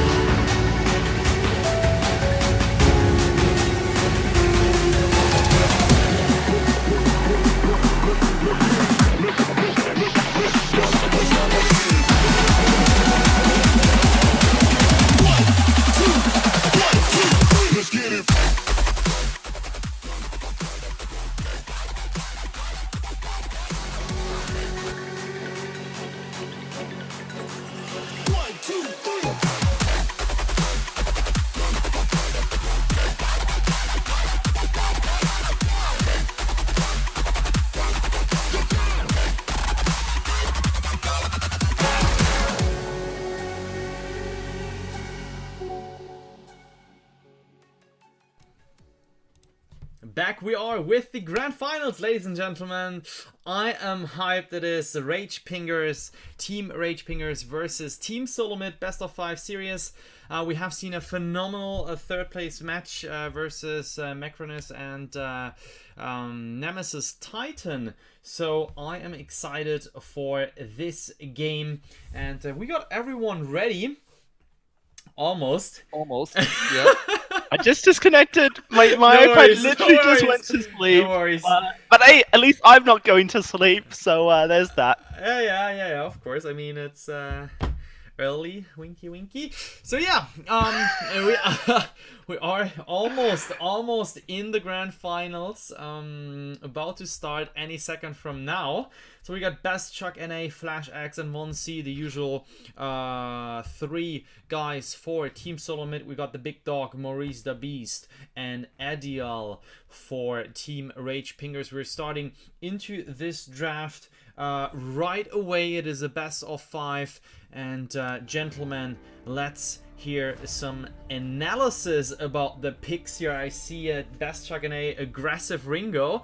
I think we saw that not that often that early. I don't know, but you can answer that. Have fun with this one. TSM's been running their same kind of comp again and again and again. It's what we talked about this earlier, right? There's definitely some canned comps prepared for this, and TSM really like to go out strong early.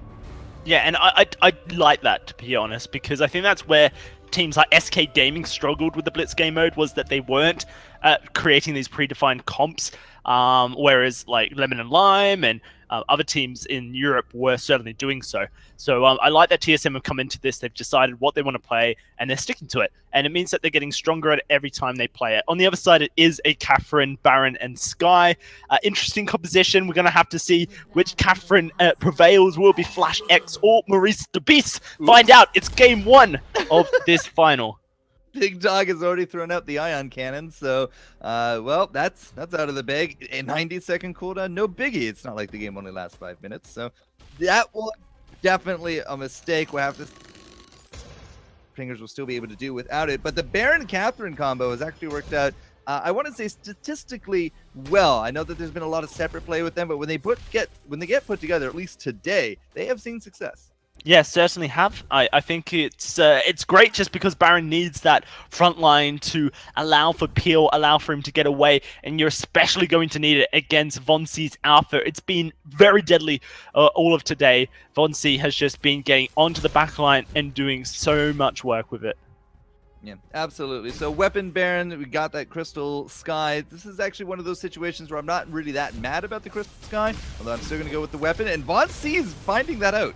Yeah, he's not even got to Termination Protocol lined up. He goes into the reboot initially, so that's a lot of damage loss for TSM. And Flash X is going to find out that Maurice the Beast is the best Catherine. That is first blood going over to him, as now Ediel going to just start chopping away with that Sky. He has been on fire with Sky so far. Forward barrage is just connecting perfectly. This turret looking to go down, and it is going to be the Rage Pinger straight onto Best Chuck trying to do the damage. Flash X comes in. He says, I want my revenge, but he's only a man, not a god just yet. Going on to the Big Dog, though, he might just be able to do some damage. Not going to happen. Maurice the Beast gets away. You say some damage? I said some damage. Yeah, well, I think he's still bright himself, but no damage here. 4-0, though, for the Rage Pingers. It looks like they don't even need that Ion Cannon. Again, this 1-2 punch combo of the weapon and the crystal with these two lovers, or ex-lovers, depending on what you want to go with, it's working out. It is absolutely catching these guys off guard. And Von C not getting off that Termination Protocol, but is into that Infinite Reboot. That first round, that was a big loss for TSM right there. Yeah, but Maurice the Beast face checking the wrong bush, and Vonsi gets a trip into the enemy backline. However, he didn't want it. Flash X in trouble. So much damage coming out of this Baron, and the Big Dog just gonna dump right on. He takes down Best Chuck, looking for Vonsi now. They get Flash X, and Vonsi's all alone. Termination Protocol, it's going to do no damage. They split up, and Vonsi goes down 7-0. This Baron forecourt is intense. Yeah, absolutely. Big Dog and his playstyle. Human has said it in the chat. He just absolutely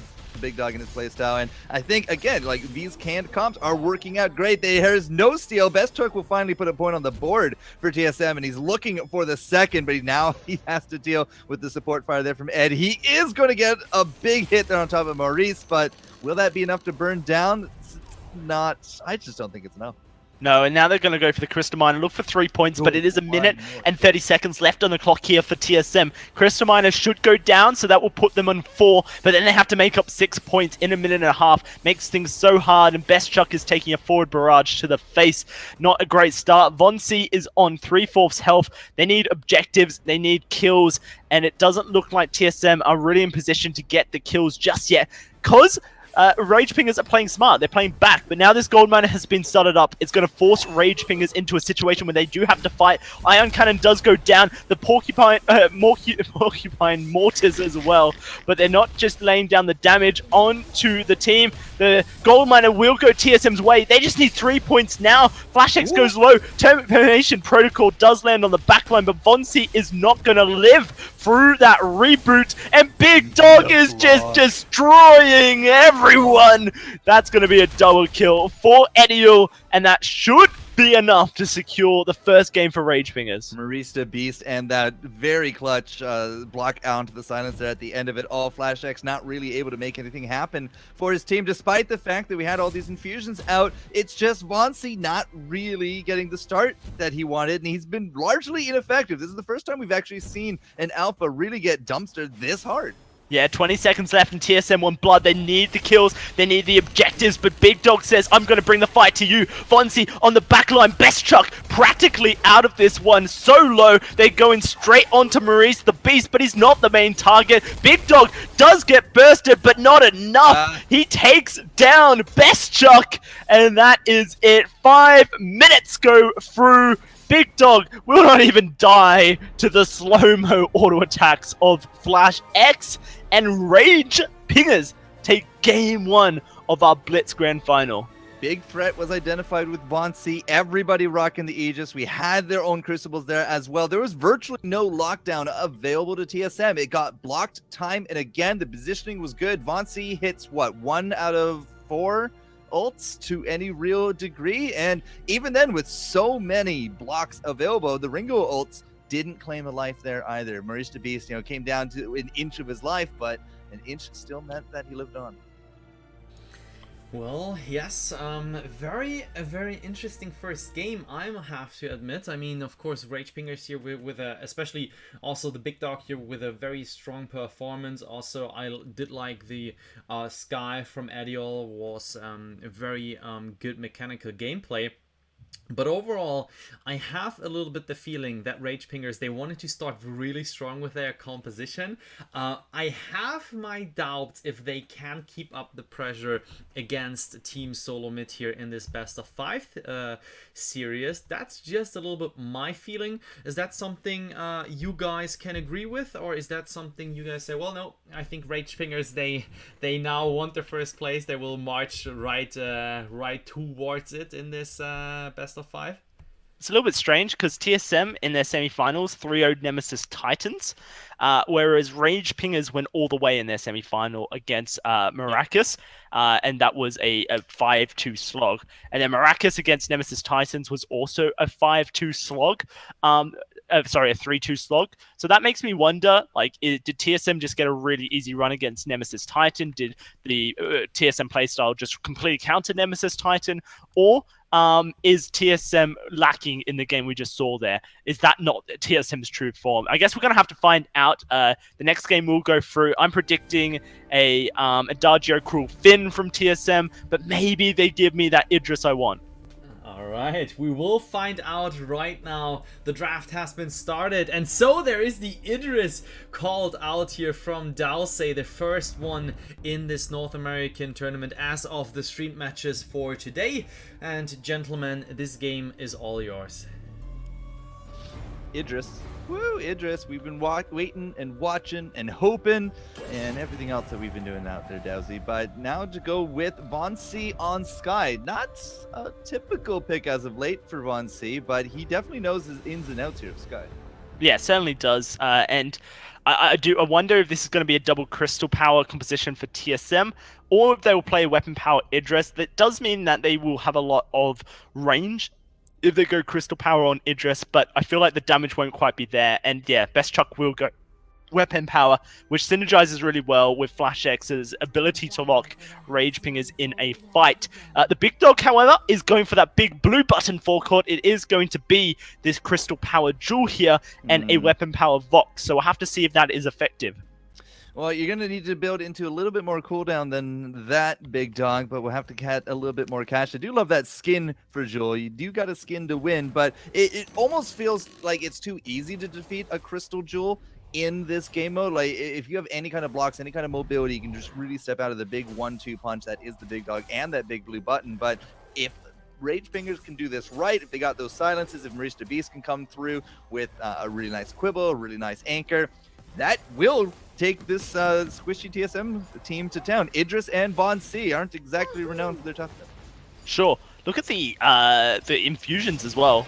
Rage Pingers are going full serious on this one. They want to take the fight. Whoa, And Chuck just gets completely obliterated by that big red button. That's going to be Flash X left for dead. A double kill for Ediel as he finds the kill onto Vonsi as well. And Best Chuck just about gets the recall off. What a very, very surprising start from TSM. And again, as long as Rage Pingers can really just play it out correctly, this comp can actually do wonders. There's not really a lot of lockdown available here to TSM, right? Von C, with that crystal, he's going to have a very short cooldown on Death from Above, but it still has to land, so has to go through the Crucible that we have. We are so confident with the Dingers, the Rage Pingers, there we go, that they don't actually have any reflex blocks. They're just really depending on that Crucible. And if Von C can't make that happen, we've already seen the Gauntlet defeated by Flash due to a stun. I mean, Best Chuck's not really bringing anything to the CC table there. And Rage Pingers, they have a lot of opportunity to make fights go their way.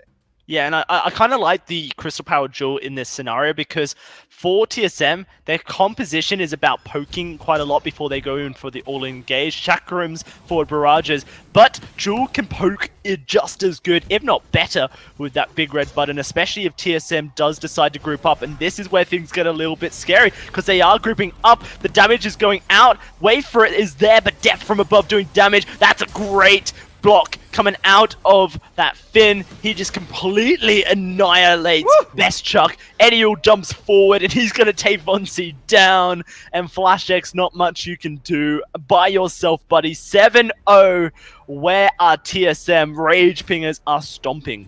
They just didn't bring enough counter CC to the comp. I know it's blind pick and they didn't see it coming, but unfortunately for them, I think Rage Pingers pretty much just win straight from draft at this point. I mean, Big Dog already has a little bit more of that cooldown reduction now built up. He has the big blue there again, and they are just going to melt down TSM once more. Yeah, nothing they can do. 12-1. Vonsi able to get a kill back in a second, surely onto Maurice in just a second's time. The series strike will get it for him. So it's 2-12. Ediel just on the other side of the wall won't be stopped by that Death from Above. But with just a minute and a half left in this game, TSM need a miracle. They need objective after objective and an ace as well to get back into it. And it's so unlikely that Rage Pingers give it to them. Yeah, it's very unlikely that we can't get 3 more points at this point in the game. Big Dog by himself, if we do have all 3 of TSM up in lane and Edgel and Maurice DeBeast just kind of play interference, I'm pretty sure the Big Dog can just go grab that gold miner if he really was given that opportunity. But that being said, 60 seconds left. TSM, they got to make it happen here. Yeah, and they're going straight on in. This time they dodge out the damage from the big red button, but the damage is still there from this Vox doing so much work. Fountain to heal them all up, but Best Chuck, he's not going aggressive on this interest. He's playing so passive, and you cannot do that. You need to be the attacker. Vonsi sets up the Death from Above to get Flash X out, but it's only 40 seconds left, and 2 more kills will secure the second win here for the Rage Pingers. Great work from Vonsi, going back and forth. Eddie looking for the kill, but he's just going to go down. Death from Above was enough, but Flash X takes it nonetheless. They're still alive in this one. 30 seconds. TSM looking for Maurice the Beast, and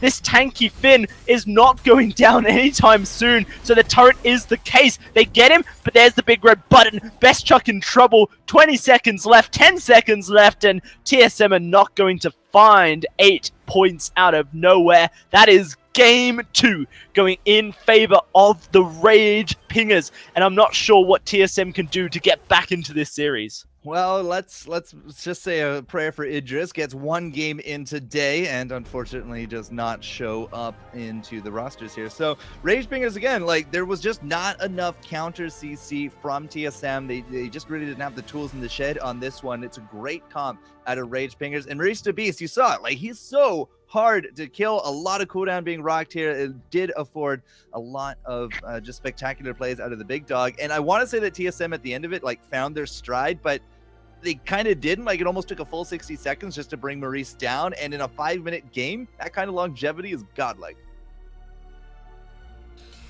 Woo! Deep breath. Well, Rage Pingers, they are actually going to you know, they want this series ASAP. It really makes the appearance that they are just going to rush this through. I mean, what a play from the big dog here. Amazing CP Jewel. Edial, again, super stable performance with that Vox. I mean, those bounces, they just hit hard. And Maurice the Beast, he was literally a beast with a nearly unkillable fin. Really like the composition, and they made look TSM. Yeah, please go ahead. Sorry, you lagged out on my end, so I thought your point was finished. But Rage Pingers, their compositions have been super solid, and you know, like Forecourt said, this is a draft pick in the Blitz tournament. There's a delay on the stream, so teams can't stream snipe each other. And Rage Pinger's composition it was perfect into the composition TSM had drafted. Not enough CC on TSM's front to stop the Jewel from doing her thing, to stop Vox from just getting up in your face and annihilating you. TSM, they go for this all-in composition. It just didn't work out against their opponents. And now they're going to need something a little bit special. I think Adagio is going to have to come out for best Chuck here. I don't know what you put Von C on, but maybe he goes for a Glaive, maybe he goes for a Cruel. TSM need to go for the common picks, I think, the picks that we know them for, and they need to go back to that world-dominating performance. In Blitz, they have to go back to that one. I totally agree with you on that point. So that brings us to the maybe final match of the VGL Blitz North America, powered by Elgato Gaming. We don't know yet. I mean, I still believe in TSM, not because of the name TSM, but I think that, you know, thinking a little bit of Worlds, what we have seen in the grand finals, you know, versus Phoenix and the comeback, almost, I think that there is a strong will right now with those guys, and I'm excited to get this game going on. The teams say go, go. Let's jump into that one, gentlemen, and with this, I'm going to hand it over to you, maybe for the last time, hopefully not without being biased, just to see more exciting, fast-paced matches here. It is Dalsy and Forecourt Jester with a super fast draft, which has been cancelled. Super fast. we go back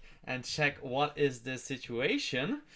If someone cancelled that one, let me quickly check. Otherwise, we just restart and teams just repick what they did, which is pretty obvious. Everyone does, and I think that should be then absolutely fine to jump back into that one.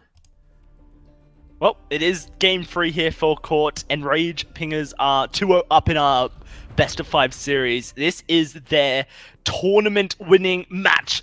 It's tournament point for them. All they need is one more victory, and they secure the first ever NA Blitz tournament. That would, taking it 3-0 over this, you know, TSM powerhouse team. Vainglory 8 coming up. There's a lot of hype behind them, you know, doing very well in Worlds, in NA in general.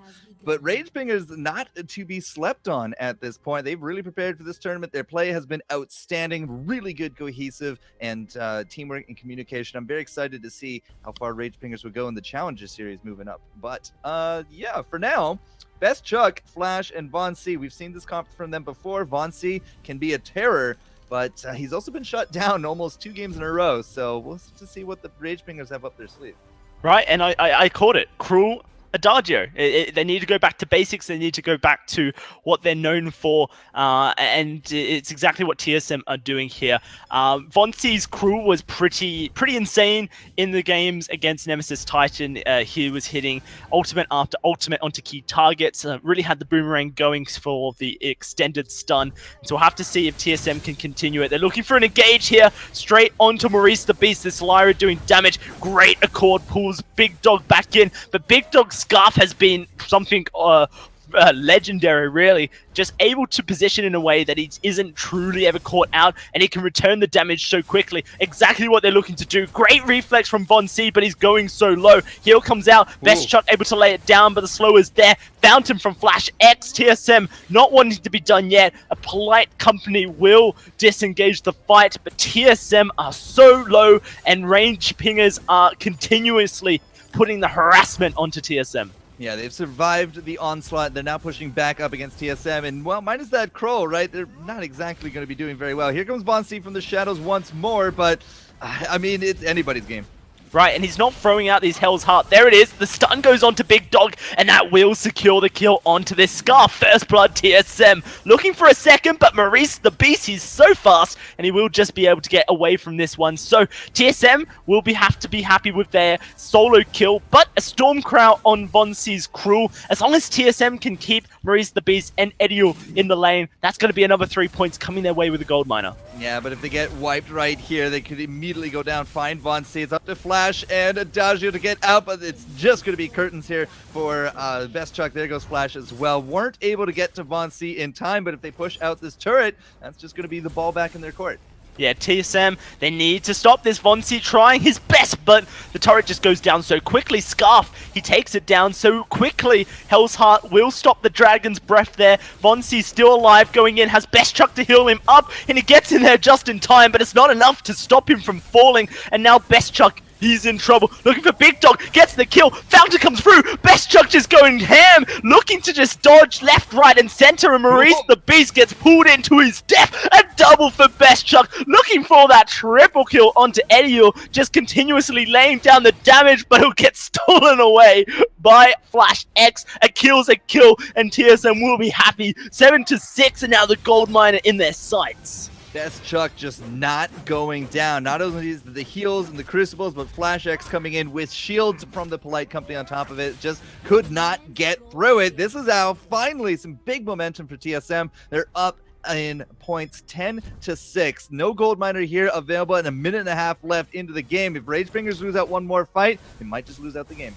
Right, exactly. TSM, they're fighting back. They don't want to go down now. This is Rage Pinger's tournament point, but TSM says we want the victory. A minute and 10 seconds left in this game, and Vonsi looking for the engage. They've split the team, but that Lance can go over that wall if necessary, and there it is. Ediel back on the fight. Vonsi now looking for the Hell's Heart, going for the backline, but he's not able to hit it, and Flash X is in trouble. They're currently looking for Big Dog. TSM trying to land on top of him, but Ediel gonna stop it. He goes in with the lance. That Versa Judgment not enough, and Vonsi is soloed out. Trista Miner is OP. Will take down one. Looking for Ediel as well, and that will be Ediel falling 12-7, and only 30 seconds left in this game. Maurice the Beast doing his best to get away, but he gets slowed down, and Best Chuck will be able to get that kill. And now 13-7. TSM just need to hold out for 30 seconds, and they get their first point in this series. Yeah, that's not going to be a problem at all. There's absolutely no way Rage Pingers can make up that level of points with TSM positioned as they are. Finally, a point on the board. Game 4 secured with 10 seconds left to go in this one. But if this was, Team Solo Mid going back to basics, back to their strengths, what do they got left in the arsenal, right? There's game 4 coming up. You have to play up to 15 heroes when it comes all the way through to the end stretch. Will TSM be able to perform like this with these heroes now locked up? Certainly the question. Blueberries, dominating stuff from TSM. Fantastic stuff, in fact, to pull themselves back into this series. But like Forecourt said, we haven't seen TSM go past a game 3 yet. This will be their first game 4 of the entire tournament. This is where things get really tricky. It does, absolutely, and not only because of the limited hero pool, which is of course the biggest factor here, which impacts the long-term best of 5 series, because once again, for those who just tuned in here to watch this best of 5 series of the VGL Blitz tournament, each team, if they picked a hero, they cannot repick the hero throughout the series. So this is a special rule just for Blitz. And looking at the composition, Best Chuck NA way better play.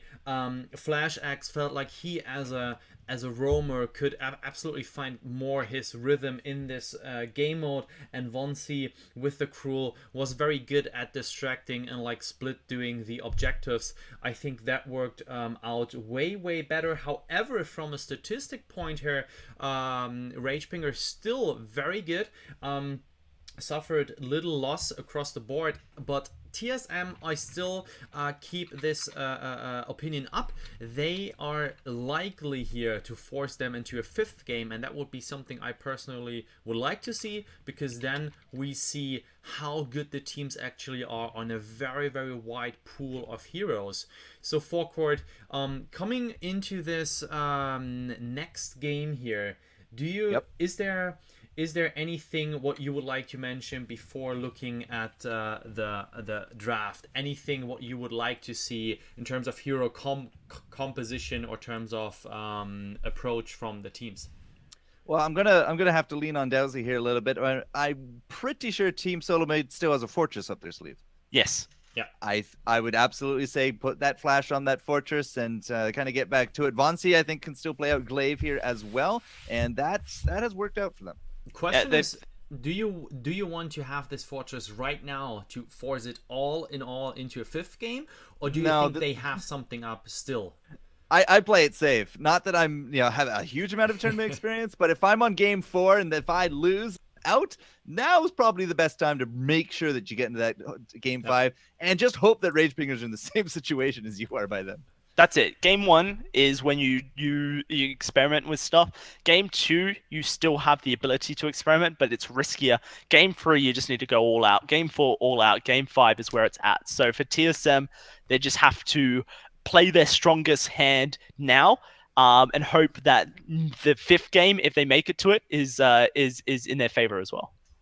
All right. We are going into the next game, so let's jump into right in the draft. Gentlemen, this match is all yours. Thank you. And we'll have to see what TSM do lock in. That Vox is there for best Chuck. He locks it in. That Glaive, you mentioned it as well. Yeah, got the Glaive and right. Lyra as well, coming through for TSM. That's the same team composition that they played against Nemesis Titan in Game 3 of the semi-final, and it looked pretty strong when they played it. Right, yeah, so again, Vonsi very likely into that weapon. We are actually signaling double weapon here, and I think, again, Vox, putting a crystal into the Vox has just typically not worked out well enough. The games are really just not geared towards it. So if it is going to be that double kind of weapon comp coming out here with Vonsi, I'd probably still say I'm going to see a Storm Crown on him there as well, and a Glaive on both sides as we now come into it. They can absolutely blow somebody up, knock him into the Lyra. That's just, the big slow. It's really evading me here because it's now past midnight. But he can put down the slow, and then Vox can just tear into him. Now on the flip side, Adagio to set up here for Edgel and Marista Beast, right? The Adagio in the middle of a gauntlet. That's a lot of opportunity to throw down some of that fire and use Edgel and use Marista Beast as that delivery system. So there's a lot of pluses on both sides here. Yeah, absolutely. And if they don't land the gauntlet onto a priority target, they always have the afterburn from the Glaive to knock them back into it. So TSM's positioning will have to be on point to avoid that. And you can see they have that Crucible reflex block on Best Chuck, not taking any chances with that one because the ability to punish is so high from Rage Pingers. Yeah, absolutely. There's a lot of good positives on both sides. We are going to get into at least an infusion here on both sides as well. The Glaive, well, he's going to come into this. And the Verse of Judgment goes down immediately. Best Chuck in trouble, getting so much damage onto him, but great heals. Eddie doing his best, but his best will be enough. Vonsi looking for the trade, and he will find the trade onto it. A 1-for-1 trade as FlashX just going to walk away. Has Arcane Passage to get out if necessary, but no need to use that ultimate. 1-for-1, it's not the greatest start for TSM, but actually, you look at their ult counter, they still have a lot of ultimates up, whilst 2 were used by Rage Fingers there. Well, you can't really look at the Glaive ult because that comes up within, I think, 20 seconds. So you can spam that out pretty regularly. You get into the midst of things, you Blood Song, and, well, you will have a good time. It is an on-hit build here from Vonsi, not really weapon-based like he was hinting at, but he does, more importantly, have a lot of armor built in. So him going toe-to-toe up against Eddie, I feel like he will have a little bit more of an advantage that way. Marista Beast and that Gauntlet, I don't really think actually hit the mark, but the rest of the team was able to make up for it. Absolutely. There is 30 seconds on the rest of the ultimates, though. That's the thing about Rage Pingers. They're all in or all out. Vonsi, though, he needs to get out. He's going so low. And currently, TSM do doing their best to get out here. Wow, that was a bit unusual. My apologies. Well, TSM's playing the hokey pokey, right? They put the left foot in, and then they put their left foot out, right? So that's just what you got to keep in mind with the Lyra. Absolutely, yeah. So, Rage Fingers, they're looking for poke, but they're not looking for an all-in fight. Now Maurice the Beast has his gauntlet up in just a second. Expect an all-in engage from Rage Pingers. Possibly under the turret, maybe not. 1-1. It's a very decisive kind of game going in. Good peel to come out here from Eddie, just not really giving Von C that entry. But again, Von C has that afterburn up way quicker since he has built into a lot of that cooldown. And Von C is a jungle threat here as well. Every time TSM go out and we got no eyes on him, you just have to come down and check out this mid area. Certainly do. Guys, remember, Rage Pingers, 2-1 in this series. This could be it for them. They're looking for that tournament point to take first place in the first ever North American Blitz tournament. But against them are TSM themselves and North America's champions. And they're looking like they don't want to go down without a fight. That turret goes low. There's the gauntlet. Big Dog trying to get in position for a reverse of judgment, but he cannot. TSM in great position. Best Chuck putting out the damage. That's a great passage to put Big Dog in the middle of the fight. But the reverse of judgment, it won't get channeled. And now TSM in the lead, looking for the kills onto Edio. It's a double for Best Chuck. You won't get Maurice, but they can certainly look for a turret or an objective. Looks like it is going to be the gold mine and their choice. And TSM 3-1, looking for 6-1.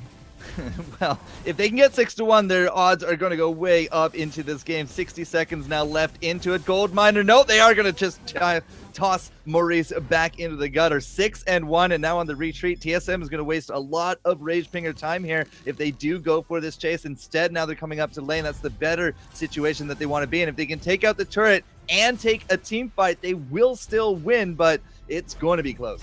Yeah, they're just tanking it up. The minion wave is here. That turret will go down, most certainly, but can TSM engage the fight is the question. Ultimates are up. Maurice the Beast can put the gauntlet down, but the Big Dog doesn't have verse up just yet, so that is an issue. And Maurice is going low. Edio will not survive. The fountain, not enough. And 7-4 for TSM. They're looking for this turret here. Gonna go down in a heartbeat. 10-4. Maurice knocked into the middle of the fight. 11-4. Not just yet, but he does fall in the end. And if the Big Dog goes down, that should just be curtains for the Rage Pingers. Edio here looking to try and take Best Chuck down, and he does. Trades the carries 1-for-1. Looking for a second onto Von C. Flash X doing his best to peel for his jungler. The heal is there, gives him that so important movement speed boost. But 5 minutes is there. TSM do it. It's 2-2. Game 5 on the way here. Well, that's the glaive now out from both sides. I'm pretty sure we can't see Ardens or Adagios again either. So whatever's left is going to be whatever is the strongest here for both sides. But TSM, they clawed their way back. They stayed strong mentally. I think that is definitely a strength of their team, not only here in the Blitz, but overall in Vainglory. They can have some really bad games, but they never give up on the next ones. They always stay strong, and they always bounce back. And, well, I mean, I don't think we've seen a glaive win that wasn't an on-hit build. Wow, what a game here. And my wishes came true. 5th game, yes, TSM, not disappointing. And this is a little bit of their history, you know. If you guys followed, you know, Flash X and TSM's path, I think as far as, excuse me, I can remember their games in the past. It is not unusual in general that TSM has a rough start, but in the end comes out very strong throughout a series. And it's kind of funny that this happens in this Blitz tournament. Again, I'm not saying that they are going to win this, but that they just come out strong the longer this series lasts. So Rage Pingers here having obvious difficulties to close that series out. So I'm really excited here to get this 5th game going for you, ladies and gentlemen. In the meantime, make sure to check out the giveaway at vaingloryleague.com/blitz-giveaway. 3 custom HD60 are being given away. Quickly showing that to you. We were just showing all the matches that we didn't focus actually on the giveaway. So those custom printed capture cards, one of those can be yours, as well as 10,000 eyes. Both things are being given away throughout the website. Make sure to participate in that one, and make sure to keep an eye out on Twitch chat, Mobcrush, YouTube Gaming, whatever we're live at right now. We are doing some random eyes giveaways here and there as well. We're swapping teams. I hope that everyone is ready so that we can jump right into this game. Gentlemen, how do you feel, Dalsy? 5th game before this winner is decided. What are your thoughts? Oh, this is PogChamp right now. This is some serious Craigasm going on. Kappa 1, 2, 3, guys. Game 5 in a grand final is where it's at. TSM, they gave us a run for their money at the beginning. Rage Pingers looked too strong and TSM was struggling, but they came back into it. And now for Rage Pingers, this is where things get so hard mentality-wise for Court, because you were winning, you were ahead, and all of a sudden this grand team of TSM, the North American champions, are coming back at you. You have to keep things focused and steady. And for Rage Pingers, I think a relatively new team. Maybe you can correct me there. My Vainglory knowledge is still very new. No worries. This is things where things get a little bit tough. Yeah. So the Rage Pingers as a name, as a team, they are around for pretty much a while. I don't know when they initially founded, but it was kind of 1 or 2 seasons after the main things were happening, as far as I can tell it back. The Big Dog, quite a name in North America, so I don't know where the Rage Pingers are right now, but I would guess that they play in the Challenger Series North America in the next season. Absolutely going to participate there, as far as I would tell. But yeah, they are around for a while. Maurice the Beast and Edial, personally not saying much to me. Hands down, apologies, I'm not that NA guy. But Forecourt, are those guys anything, I mean, besides the Big Dog, you have heard of? I could have sworn Alex was on the Rage Pingers, but we already saw Anna Marie there as well. The Big Dog and Maurice the Beast, they've been around. Eddie is kind of the newer name to me, but I remember meeting Big Dog back in the very first Autumn Finals. I mean, Maurice the Beast, I'm pretty sure was on Noble in the past there as well. I could actually be wrong. Yeah, I might not be on that one as well. But Maurice has been around the Challenger Series the last few seasons here, for sure. I can't really name names here. My late hour is coming up now. It's almost 1 in the morning here, but yeah, 1 in the morning. 1 a.m. Yeah, I know. But you slept before the broadcast, so you don't get a pass on my. Well, I did not. Actually, I did not either. So Dalsy and myself, we have to defend ourselves here against the Canadian. That's fine. I'll take it with. Man, where's this Canadian politeness that we once became accustomed to? I was asking myself, where is it? But guys, it's the late hour. I'm slipping. I'm sorry. Take everything aside. We are going into this last game, and I want some hype here. Twitch chat and Mobcrush chat or YouTube chat. Let us know who you want to win this game, who you want to see coming out on top. Everything is open. The logins were so fast that we will go into this one. And Forecourt, Dalsy, what did they pick? So scary from TSM. The Baron, Lance, and Black Feather. But then when you look across the board at what Rage Pingers have locked in, there's that Fortress, Alpha, Ringo. Oh my goodness, both team comps look lit. Forecourt. It's game 5 of the finals. Are you excited? I'm really excited, but also really little kind of bummed out that we didn't get to see Flash X on this Fortress. It's going to be Maurice there instead, picking up the dog. But Big Dog himself leaving an Alpha to the last pick. He is going into that crystal. He has that on hit with the aftershock ready, and he has, more importantly, I think, that infusion ready to go. As soon as Maurice the Beast puts out the attack of the pack, we're going to go for it. That's it.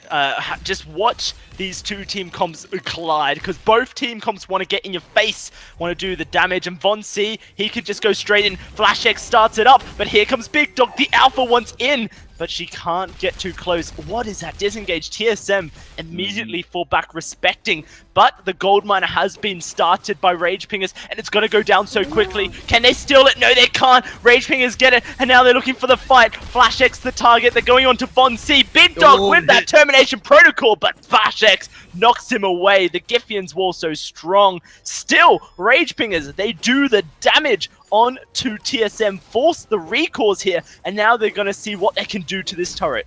Yeah, well, there was a big opportunity for kills right there. Look at Big Dog right through that turret and just catches that Baron a little bit too close for comfort right there. But between the Termination Protocol and that Hellfire Brew, I really did expect to see a big double kill going through. But still, they get the kills. They got the turret. TSM looking a little shaky. And Big Dog, this Alpha, just anybody playing Alpha is a huge threat and consistently been making plays.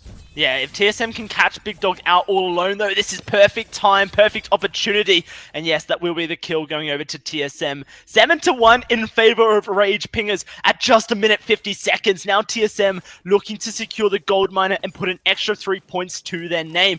Actually, just looks like Rage Pingers might give it over to them. And in fact, they're going for the lane here, trying to out-rotate TSM, force them off this gold miner, but it will not be the case. Gold miner secured. Now they're going for this turret. FlashX needs to catch up Ediel here, and he will not be able to land that impale over the turret. That turret does go down 10-4 to Rage Pingers, and this fight is going forward. Ediel does fall. TSM looking for the kills. That is going to be Maurice the Beast taken down, leaving just the Big Dog left alive. He might be able to take down FlashX.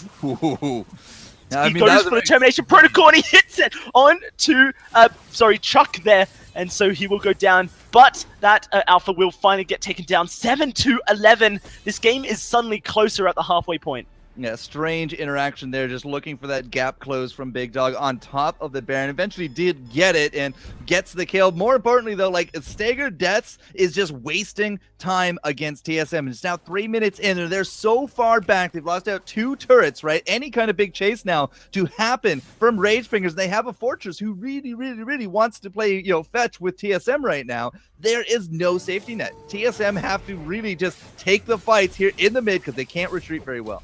Yeah, and Best Chuck needs to escape this Alpha as soon as Big Dog goes in. Oh, It goes TSM's way. All of a sudden, this game is on a knife's edge. But Rage Ping is going to go for the fight, and they look to secure it. It's 12-10 if FlashX and Best Chuck go down. That might just be curtains. 14-11, and a Crystal Miner in sight for this Rage Pingers team. The Big Dog to come back up. Vonsi has respawned as well, and Rage Pingers going to show TSM an ounce of respect, falling back with the recalls to give it the last hurrah. 1:10 for TSM to get points on the board, or else it'll be Rage Pingers taking the first NA championship. Gold miners up. This is still anybody's game. If Rage Pingers lose out a team member right here, it still could actually go the way of TSM, but 11-14, and that respect shown, that could actually be a winning move here from Rage Pingers.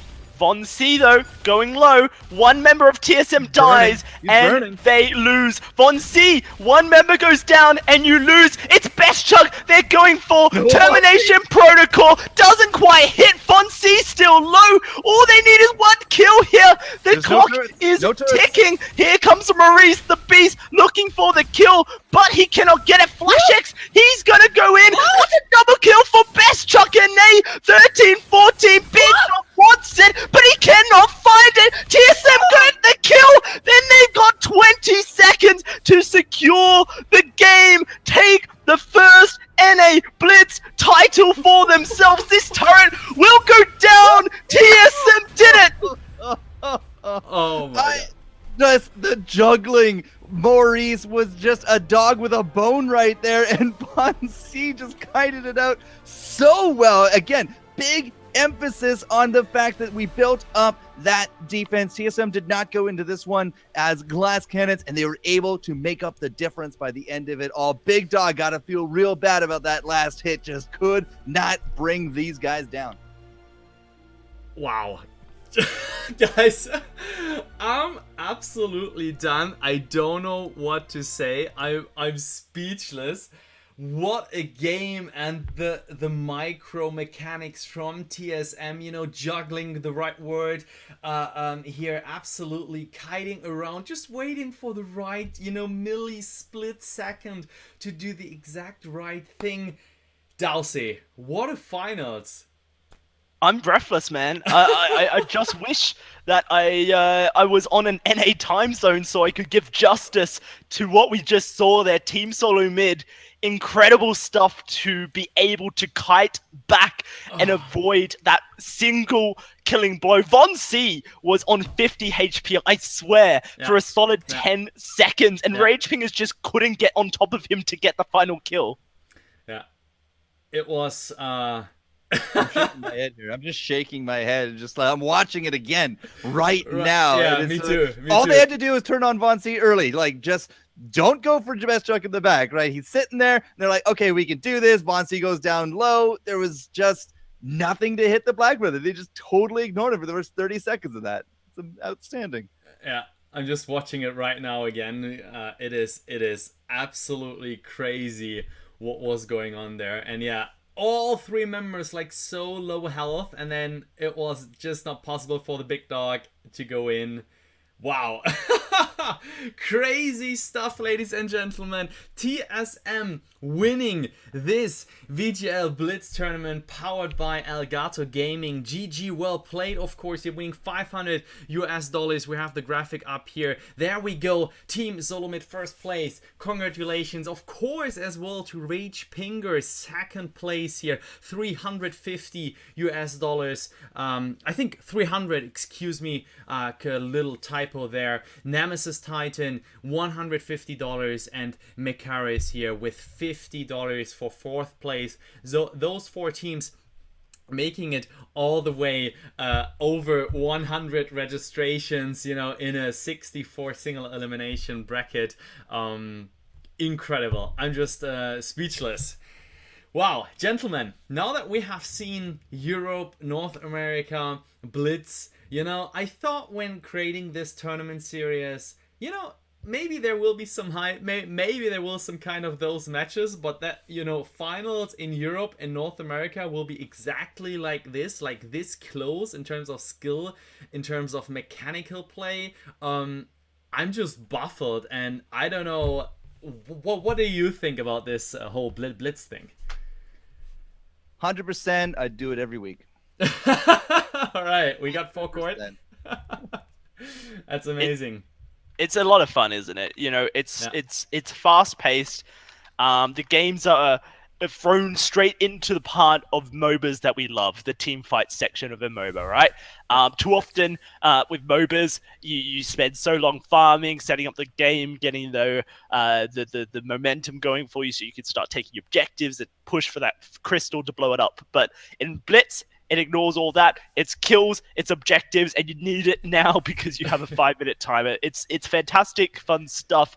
And I can see it being a fun competitive game mode that we use to take a break from our true form competitive play, because whilst it isn't as serious as a full-on draft match is, teams play it seriously. TSM got sweaty towards the end because they were not going to lose that series. And Rage Fingers, they put up the fight. So close, so competitive. Fantastic. Yeah, absolutely. It was a great match to go out on, that's for sure. Yeah. Gentlemen, it was a pleasure to have you for both Europe and North America. Thank you very much for casting the first VGL Blitz tournaments together with Xcoundrel and together with me.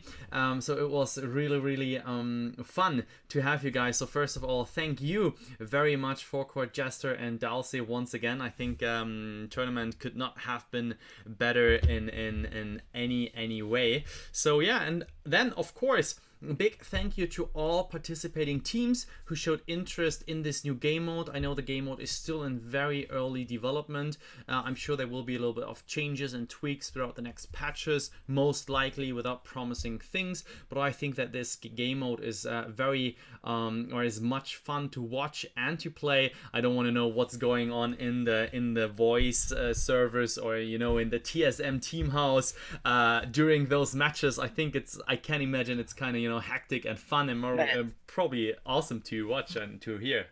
Those first salads were just all that TSM needed to get the victory there.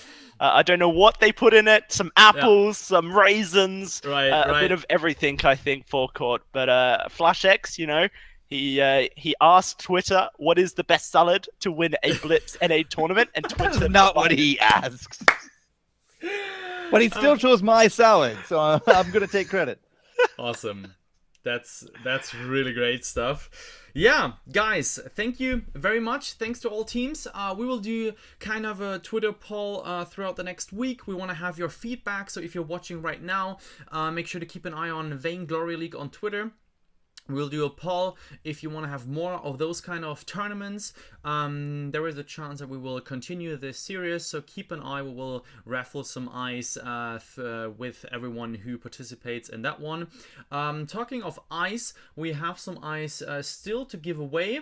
I'm seeing that we are close to 30,000 followers on Twitch. I said that when we're 30,000, we give away 30,000 ice. We're giving away so much ice, so I think I should stop this. No, okay, so the ice giveaway. We have still a little bit to go. We will do this when we're basically offline, but the stream does continue. We will chat a little bit, spread some ice there. Regarding the nice giveaway, this is still going on. It is the HD60S from Elgato Gaming. It's a capture card. You can record Vainglory with it, you can stream Vainglory with it, or any other game from your mobile device, and so forth. So they look pretty sleek, and you can win 1 out of 3 here for North America together with some ice. Go straight to vaingloryleague.com/blitz-giveaway. That being said, yeah, thank you very, very, very much for watching. And the last words, Dowsy forecourt, each one from you. It's a weird thing for me to close the show, but I'd like to give it to you guys. Well, Dowsy, you want to lead us off? Being the true gentleman and the most polite one here, forecourt, I'll allow you to go first with your closing statement. Oh no, after you, I insist. Oh, come on. I love it. I'm so sorry, forecourt, but it's going to have to be you. See, this is why Canadians, when they go grocery shopping, they both hit a door, they starve to death because nobody will walk through it. You can find me out there, Twitch and Twitter, though. You will see me more in the Vainglory 8, and I believe I'll be working more with Blueberries here, and perhaps some Dowsy down the line for some Challenger Series stuff. So you'll see more of me, and any kind words, any criticism, I'll take them all. Just throw them at me there on the Twitter. Yeah, absolutely. Same goes with me, guys. Super new to this whole Vainglory stuff, so I appreciate the patience when I call things wrong or make mistakes. So my apologies, of course, to Anna for messing up her name earlier. But pardon? Nothing. Go ahead, man. But it's great. I'm loving it. This game is incredible, and you guys are incredible. So if you have any feedback, throw it my way. And when I wake up, it is 6 a.m. When I wake up in 24 hours from now, I will be sure to read through it. So yeah, thanks for having me once more, Blueberries. It's been a great tournament, and I can't wait for the Vainglory 8 to kick off in March as well. Well, that said, I can't think of any more politeness here. I'm dying because of the politeness and the good guys here. So, well, everyone, thank you very much once again. We will stay online with the stream, spread out a little bit of ice. Thanks for watching. Thanks for being here. Check out vaingloryleague.com. Subscribe to the newsletter. We will have more tournament series in the future, so you don't want to miss them. I saw some guys asking when did I miss the sign up. Yep, probably you don't follow Vainglory League on Twitter, Facebook, and whatsoever. So do it now. My name is Blueberries. Thank you very much for watching, and thank you very much Elgato Gaming for making it happen. Bye bye.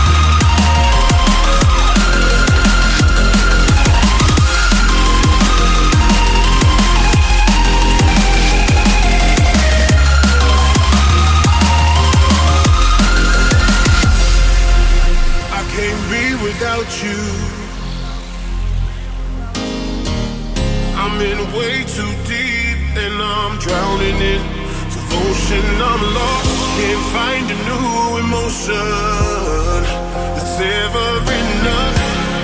And you can't deny it's real, 'cause there's no deeper